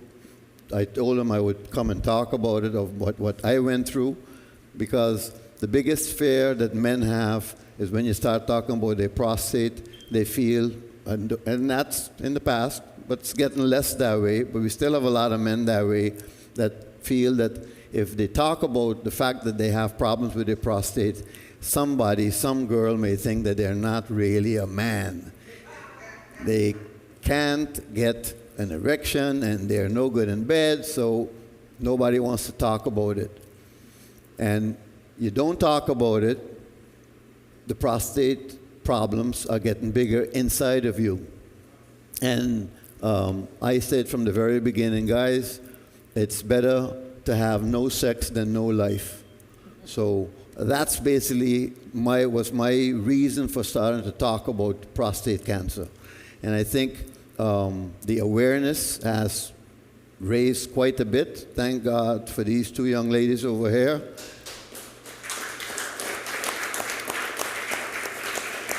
And in my day, when I had it, we only had a doctor on the French side that used to come in. Dr. Bellamou was a very well-known doctor who did everything. And he always said, you know, come, I'll take care of you and everything else. But like I said, I didn't know if the guy used Monster or not. So I said, nah, I'm going to do something else. When Dr. Ramos came and I met him, and I met them really through these young ladies also.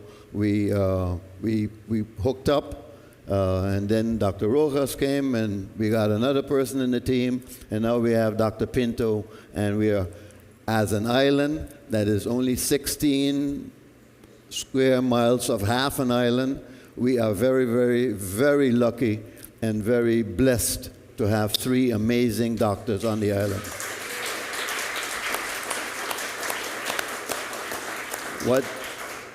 What these 2 and now the 3 have done for St. Martin in urology is amazing. We have to be very, very, very, very proud of the fact that we have a hospital that offers this kind of service on St. Martin. We thank you very much.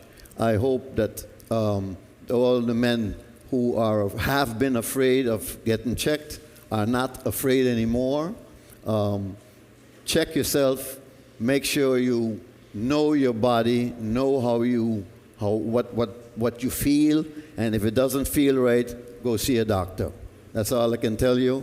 I'm very, very happy to be part of this, and I love you very much. Thank you.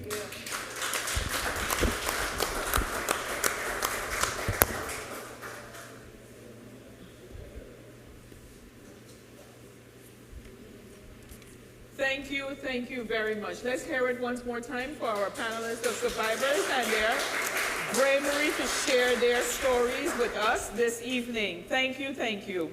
We have a little bit of housekeeping to do, and that's one last speaker to come up or thing, and that is on behalf of CPS. And we invite them now to come forward, and then we will go right into all of those burning questions that you have for everyone sitting up front here.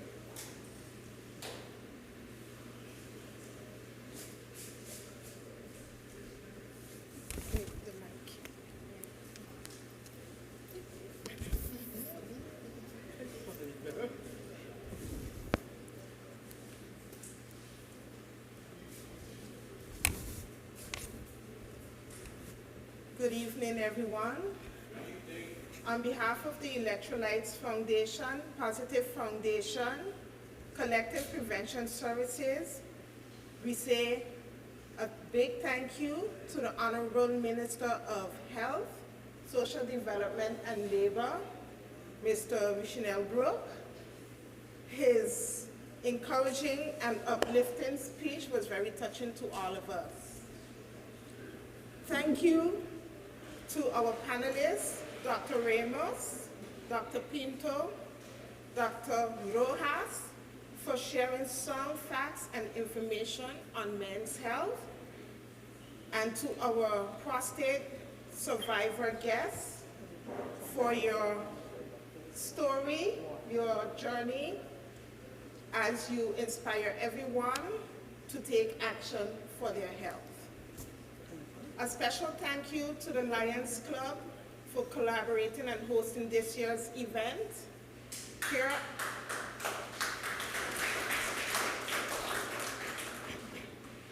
Here at the Lions Civic Center, we look forward to future collaborations and partnership as we foster this relationship. Last but not least, a big thank you to the attendees and the live stream audience for also making this event a success that it has been for the past 3 years. We hope that the information you received this evening is beneficial and have answered the questions and your concerns that you may have.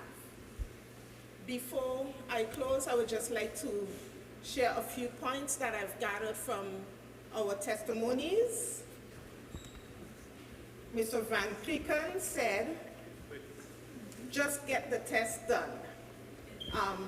Electra elaborated earlier, but I'm going to keep it clean, so I'm just going to say, just get the test done. Mr. Raymond Benjamin said, don't let your ego get the better part of you. Okay, so we know that men, you guys have some big egos. Don't let it get the better part of you. You get that test done, and you look for the help that you need. Mr. Snow said, don't keep it to yourself. Talk about it. And not just talk to anyone. Talk to your doctor, talk to your health providers, your physicians, persons that would give you sound information, valid information, so that you can make sound decisions and the right choices for your health. Mr. Michael Ferrier say, don't underestimate the power of a sound and positive mind. It helps you through your journey and to be able to fight all the obstacles, the highs and the lows as you go through your journey, to be tested and to go through your treatments. And last but not least, behind every great man is an even greater woman, and I would like to thank all the women in the audience who have supported the men in their life. Yes.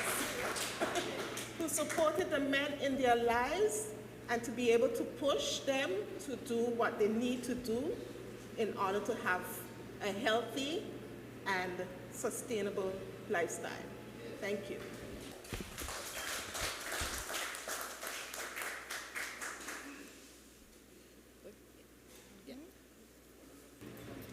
Sure.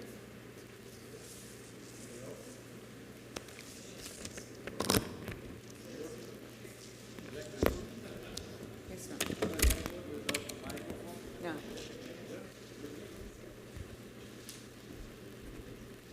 Hello. Well, we have one additional surprise this night. Not only in the hospital, we have a female urologist, Dr. Benson, in the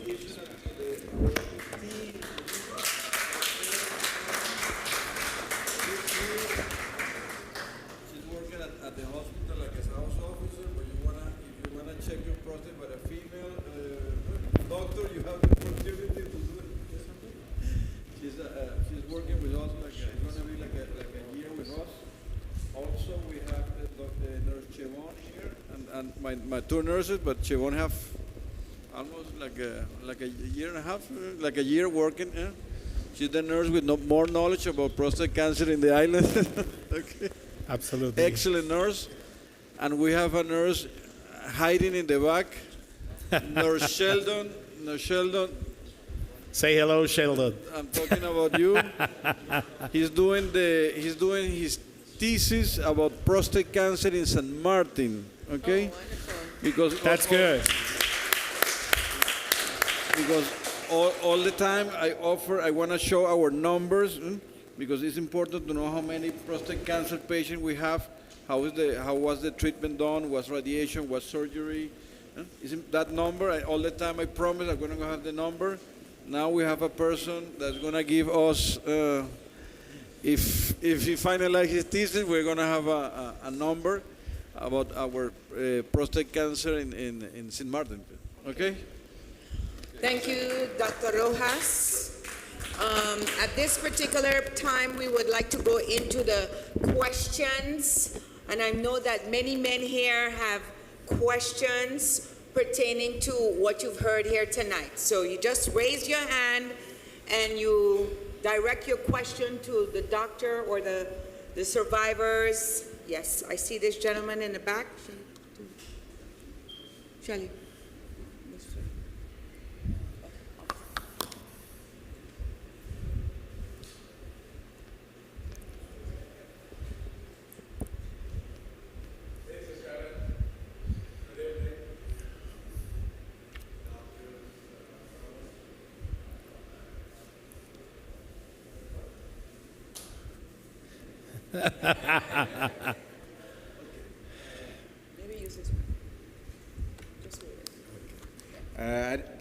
I don't mean to ask a question, but I'll reserve my questions because I'll leave it for somebody else.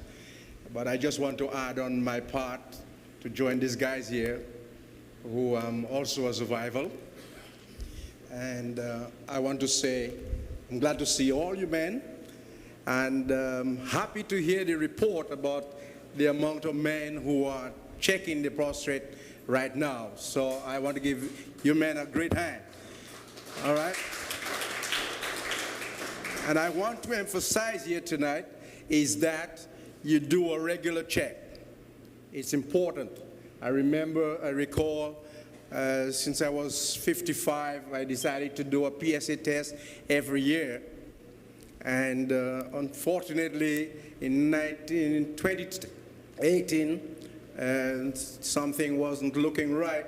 So my doctor directed me to this young gentleman here who did a very good job on me. And of course, mine was very, it was, how you call it? It was one, but he encouraged me to take care of it. So he sent me to Colombia, amen, and which was very successful. The hardest part of it, I hear all the stories, but the hardest part of it was when you go to the radiation, you had to drink a lot of water. So that was the hardest part for me. But thank God today that I have survived it after, 7 years now? 6 years. So again, men, it's important to do your PSA test on a regular basis, that it can be detected at a very early stage. Because mine was in a very early stage, and I was able to take care of it by this wonderful gentleman here today, and I always applaud him for that.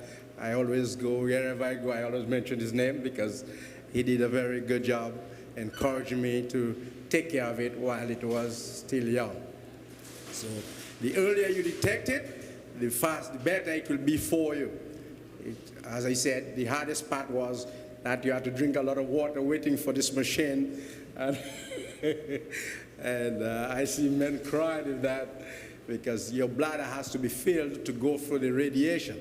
So they make sure that you had a lot of water to drink, and sometimes you're filled and you have to be waiting. So I had a little hard time with that. But otherwise, everything went fine, and thank God that I'm here today. Thank you so much for sharing.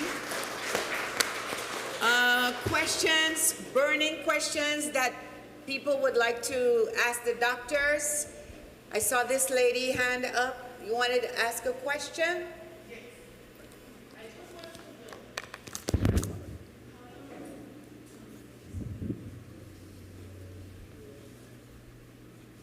I just want to say thank you for having this. I learned a lot today, and I just would like to know what is the procedure to get an appointment and how long it takes? Because for everything it takes so long in San Martin. Thank you. Thank you. What is the procedure to get an appointment and how long does it take? That was the question. Well, for the first thing that you need to do is go to your house officer, to your house doctor, your GP doctor, and ask, depends on what do you have. He will write a letter to us.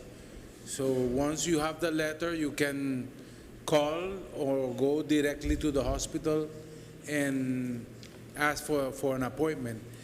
I know that in the last 2-3 months, there being a delay in appointments because the demand in urology is getting higher. Yes. So now we have Dr. Pinto, and I think it will reduce. It will reduce. So the waiting time for appointments is around 2-3 months, and we were trying to reduce to a little bit, but the demand is high. And also, when you come to do an appointment and you have a PSA elevated, you have a priority. Yes. It's not the same if you come for a hydrocele or phimosis, that if you have a patient with a high PSA, the patient has a priority and it can be seen in a week time. So that's important. The letter of the doctor is not only, no, you need to be seen by the urologist. No, that you need to ask your doctor if it's an urgency. The doctor has the right to ask for urgent consultation, and we can see the patient even the same day of the letter. But I know there's a high demand, and for regular appointments it takes long, but we're trying to reduce the time of waiting. Thank you very much. I have a question from someone that had posted it to me earlier, and this question is for Dr. Pinto. Okay. It says, what are some of the most common misconceptions men have about erectile dysfunction, and how can we break the stigma around seeking help? Well, the thing is, in the case of the erectile dysfunction, sometimes the patient don't want to ask. And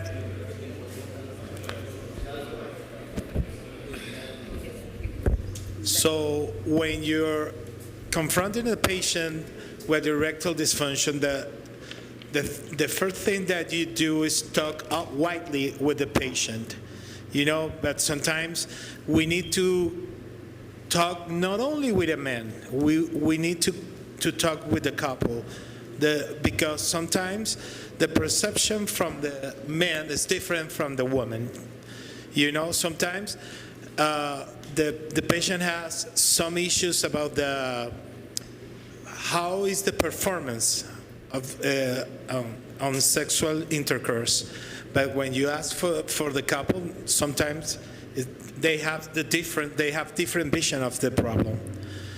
That, for example, when you have a patient that the man wants to have more frequently sex intercourse, but their partner, they don't want to, or they don't have the high frequency as he wants. So when you're confronting this kind of patient, you need to talk with both and have a consensus with both of this. The other thing is sometimes the patient don't want to, or they don't realize that they have another problem, like a hormonal problem, or maybe this patient has another disease like diabetes, hypertension, and using some medication that can, go against the erections. So when you are confronting this kind of patient, you have to be clear that you have the whole idea about this patient. So we need to talk. When you are with the patient, you need to analyze everything. And sometimes when you are looking for a patient and they say, I have this problem, when you try to analyze the whole situation, you realize that this patient have a coronary disease problem also. Sometimes, right now, because everybody knows about the medication, sometimes they have a recreational use of this kind of medication. And sometimes this kind of use is really dangerous for the patient. So what we advise as a specialist that everyone who has any doubt about the performance of his sexual intercourse, of the sexual performance, please come to your doctor and ask. It's the first thing that I recommend. You can talk, and if you can do it with your partner and come together, it's the best way to confront this disease. Okay? Thank you so much, Dr. Pinto. Does anyone else have a question? Anybody? I have a question. Okay, wait. I'll let the gentleman ask the question. Good evening, everyone. I would like to thank for the information that is shared with us today, and for having these wonderful doctors on a small island. We are very privileged, so I have to come in front. I just want to ask a question. I'm kind of confused right now. I have utmost respect for the doctors, but when I look at the survivors, they are looking very healthy, living a very healthy lifestyle compared when I look at the 3 doctors. So maybe you can give us some tips, personal tips, if it can be a foil of what are you doing in your personal life. Tips. The first one is don't do what the doctor says, not what the doctor does. It's the first time. It's the first one. I can start with it. You know, there is a joke inside of the hospital because when I arrived first, then Dr. Rojas, and then Dr. Pinto, and some nurses who are our friend at the same time, they ask the same question. Doctor, why are all of you like this? It's normal to be like this, only you are like this, you know. They say this, that, and style, we don't have a stress. But the reality is, now, 2 of us, we're doing exercise, we start to try to recover our normal shape. Yes. It's difficult, it's painful. Even I don't have joint pain, I don't have arthritis. Absolutely. It's a nightmare because you have plenty of patients with arthritis, a spinal problem, diabetic, and then you say to the patient, lose weight, do exercise. But doctor, I am limping, I have pain in my knees. You know what I mean? I cannot do it. My weight is I'm too heavy to run, to do exercise. And it's a reality that we don't have a good quality food, and we are not doing the exercise like we're supposed to do. We are happy now that our sexual function is still normal, but if we continue like this, it's gonna fail. It's gonna fail soon. You know, it can happen. And there are 2 more points that the patient are afraid to use the medication. You know, you offer the medication to the patient. No, doctor, but I want to be natural. I want recover my erection, but natural. And you send the patient to do exercise, to quit the cigarette, to control the diabetes. But even with this, the patient do not recover the function, the erectile function. And then you offer the Viagra. Take the Viagra. No, doctor, you want to kill me. I don't want to die during my sexual intercourse. And then you offer, okay, take the Cialis. And the patient, okay, Cialis, yes, give me the Cialis. But it's almost the same. It's the same family, the same medication. And when we have a patient with a high risk, or the patient have a big concern about the use of the medication, if you want to be sure that your heart is okay before you take the medication, you can go and visit the cardiologist first, check your heart. If the cardiologist say, allow you to use the medication, you can use it. But usually the medication is not a high risk. It's very safe medication, but of course you need to check the medical history of the patient, what type of medication is using. I saw also patients that they don't take the blood pressure medication because they saw when they take the metoprolol, when they use the furosemide, they have erectile dysfunction. The patient comes with a blood pressure 200 over 150, but they have erection. And I say, man, my friend, you're killing yourself. Look at the blood pressure. Yes, but when I take the blood pressure medication, I have no erection. You see, so you have to teach the patient that you can control the blood pressure, and at the same time with the medication you can improve, but do not stop the blood pressure medication. There are plenty details that you need to know before you decide that use the medication or not. Thank you, doctor. Thank you so much. I have another question I want to pose here to any one of you. What was the moment, because it takes a lot of courage to come and share your story here. What was the moment, the deciding factor that made you say, hey, I really need medical attention? This is to any one of you. And what would you say to, the audience here? Well, during the pandemic, when I was home alone, and I just had to admit to myself that I had a problem and I had to address it, because what I was doing, I was going to kill myself in a sense of the monsters and the caffeine, and my work is very stressful. I mean, as I said, at the end of the day, I was shaking. My heart is beating. So that's the realization where I literally cried and I said, Mike, you need help. Go get help. Went straight to my doctor as soon as the pandemic was, you could deal with it. Go to him, and even he kind of cursed at me, like, why do you wait now? What's wrong with you? So it got to the point where I hope nobody gets to that point where all the walls are coming down on me, and I'm like, okay, dude, do something.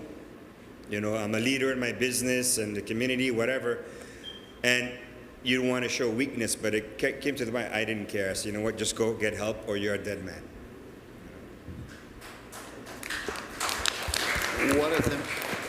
What is important as far as I'm concerned is that you know your body. Know that you know how you feel normally when you are in good shape. And if you feel something that doesn't feel good, go see a doctor. And more importantly, when it comes to the prostate issues, you hit 40 years, go start getting checked. Every year, every single year. Just have it checked. All it takes is, as they say, a little choke. Now, some blood, and that's the end of that. That's why I talked about the gloved finger. If you don't like the gloved finger, do the choke, get the PSA check, do it every single year after you turn 40. All right? That's all. And I would like to add one thing to that. This whole finger business, it takes 2 or 3 seconds. And if you're worried about, getting the big finger of one of the 3 amigos up your backside, just think about having cancer in your body, because the moment you know you have cancer in your body, your life changes. You should, I can guarantee you that. I know Mike has felt the same way. I know you have felt the same way. Once you know you have it in you, your life changes. So, that finger, that 2-3 seconds, the finger only comes into play once your blood test has actually indicated that you have a problem. And besides the finger, you have the biopsy, and nobody has talked about the biopsy. That's a whole different experience as well. I know that after I had the biopsy, I felt the same thing what Mike. I talked to Mike when I knew I had cancer and what to do about it. I talked to Mike. Mike was one of two very well-known businessmen here on the island that I talked to. That I'm happy were ready to talk to me. Like we're ready now to share our experiences with you. I can also tell anybody here in the audience, if you ever get cancer and you want to talk, you want to talk about the operation, on what to do, you can come and see me at the Herald. I'm available. You can call me on the general number. We'll sit down for half an hour. I've talked to several other well-known businessmen here on the island who have also had cancer and had my operation after they talked to me, and for them it came out okay. So yeah, absolutely, don't bottle up. But it starts with the PSA test. It starts with a blood test.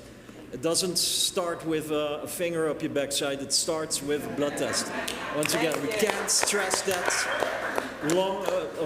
often enough. All right. Yeah, I think Mr. Benjamin wanted to. And who knows, you may like it. That's a bad joke. That's a bad joke. Okay, we have some ladies also in the audience, and I think we kind of an adult ladies in the audience too, and I think we should really stress upon the partners that are involved in this. So I want to really put the focus on the wife, the girlfriend, or your companion, or the counterpart. Is very, very important, because that plays a role also in where our taboo talk is working against us. If you don't have a responsible person to speak with, especially the counterpart, you can deceive yourself. You can deceive yourself gravely, because you're living against a fake expectation where your health is involved. So if your wife go through the trajectory with you, and she supports you, it makes it very easy. I trust if you have a girlfriend who's at that level also, let it be known what your condition is. It makes getting that help very, very easy. And it's also alleviate a lot of strain on the doctor with him conversing with you, how he will feel easier advising you which treatment to take, because I'm not ashamed to say it. My wife is right there. She did most of the talking. Dr. Ramos could testify to that. And it made me being, like again, Mike said, when you hear you have cancer, there's a serious mode, a serious flipping of your mind. And you tend to really overthink. But my wife really took me through on the journey very, very comfortably. Thank you so much, Mr. Benjamin. I see the Honorable Minister has a question. All right, good evening, everyone, again. Okay, so my question is to the doctors, actually, because we talk a lot about manning up and checking up. And so my question is there anything, or what would you recommend if you want to prevent it? So what is it? It has to do with eating, does it have to do with lifestyle? What can we do if we want to prevent prostate cancer? Is there anything? Of course, when I in my lecture about risk factors of having prostate cancer, the major risk factors, we cannot change it, because we cannot change our family history, we cannot change our race, and we cannot change our age because we are aging.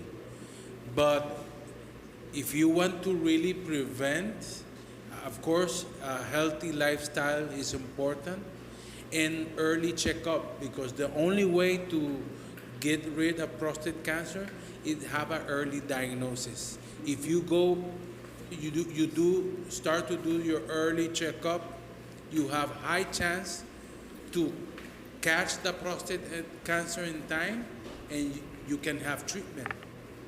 So that's my recommendation. Well, it's, as I say in my ad, you live long enough, you probably will die with prostate cancer.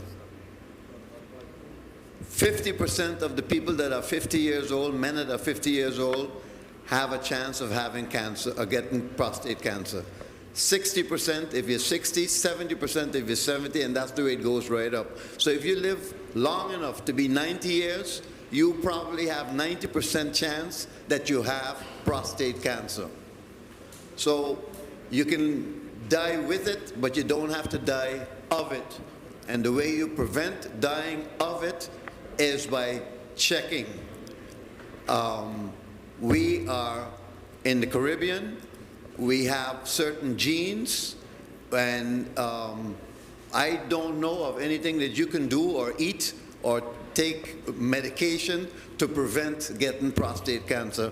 And if I'm wrong, please say so, doctors. Thank you so much, Mr. Ferrier. I think Can I add one more thing? Sorry. Sure. One thing in this whole debate is what do cancers live on? Cancers love sugar. Now, of course, in our society, diabetes is a big issue also.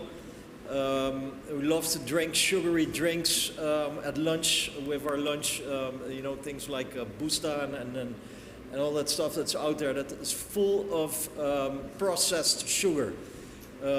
Cancers love processed sugar. That's what they live off. Am I right, doctors? So it's not just diabetes that you prevent by taking less sugar.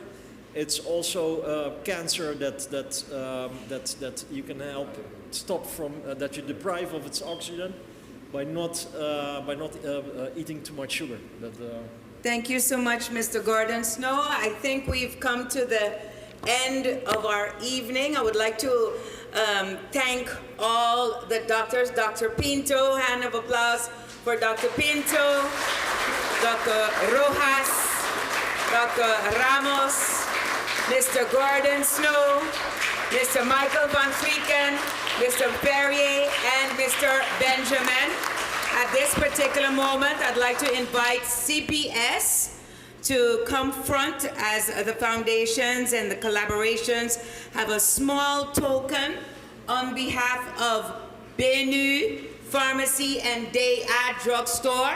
Also, the lovely shirts that you're wearing today is courtesy of our sponsors, Day Ad Drugstore and Benu. So let's hear it for them that support our campaign.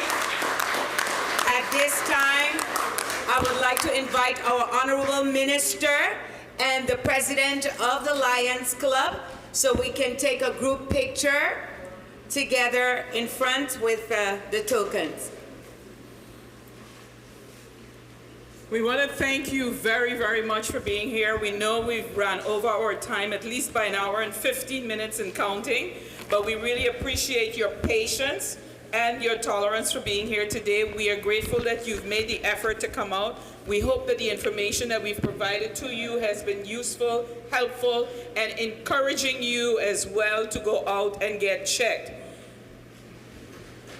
I don't hear it. Yes? Yes. We're gonna get checked. All right, let's get a group picture. So we gotta get really tight.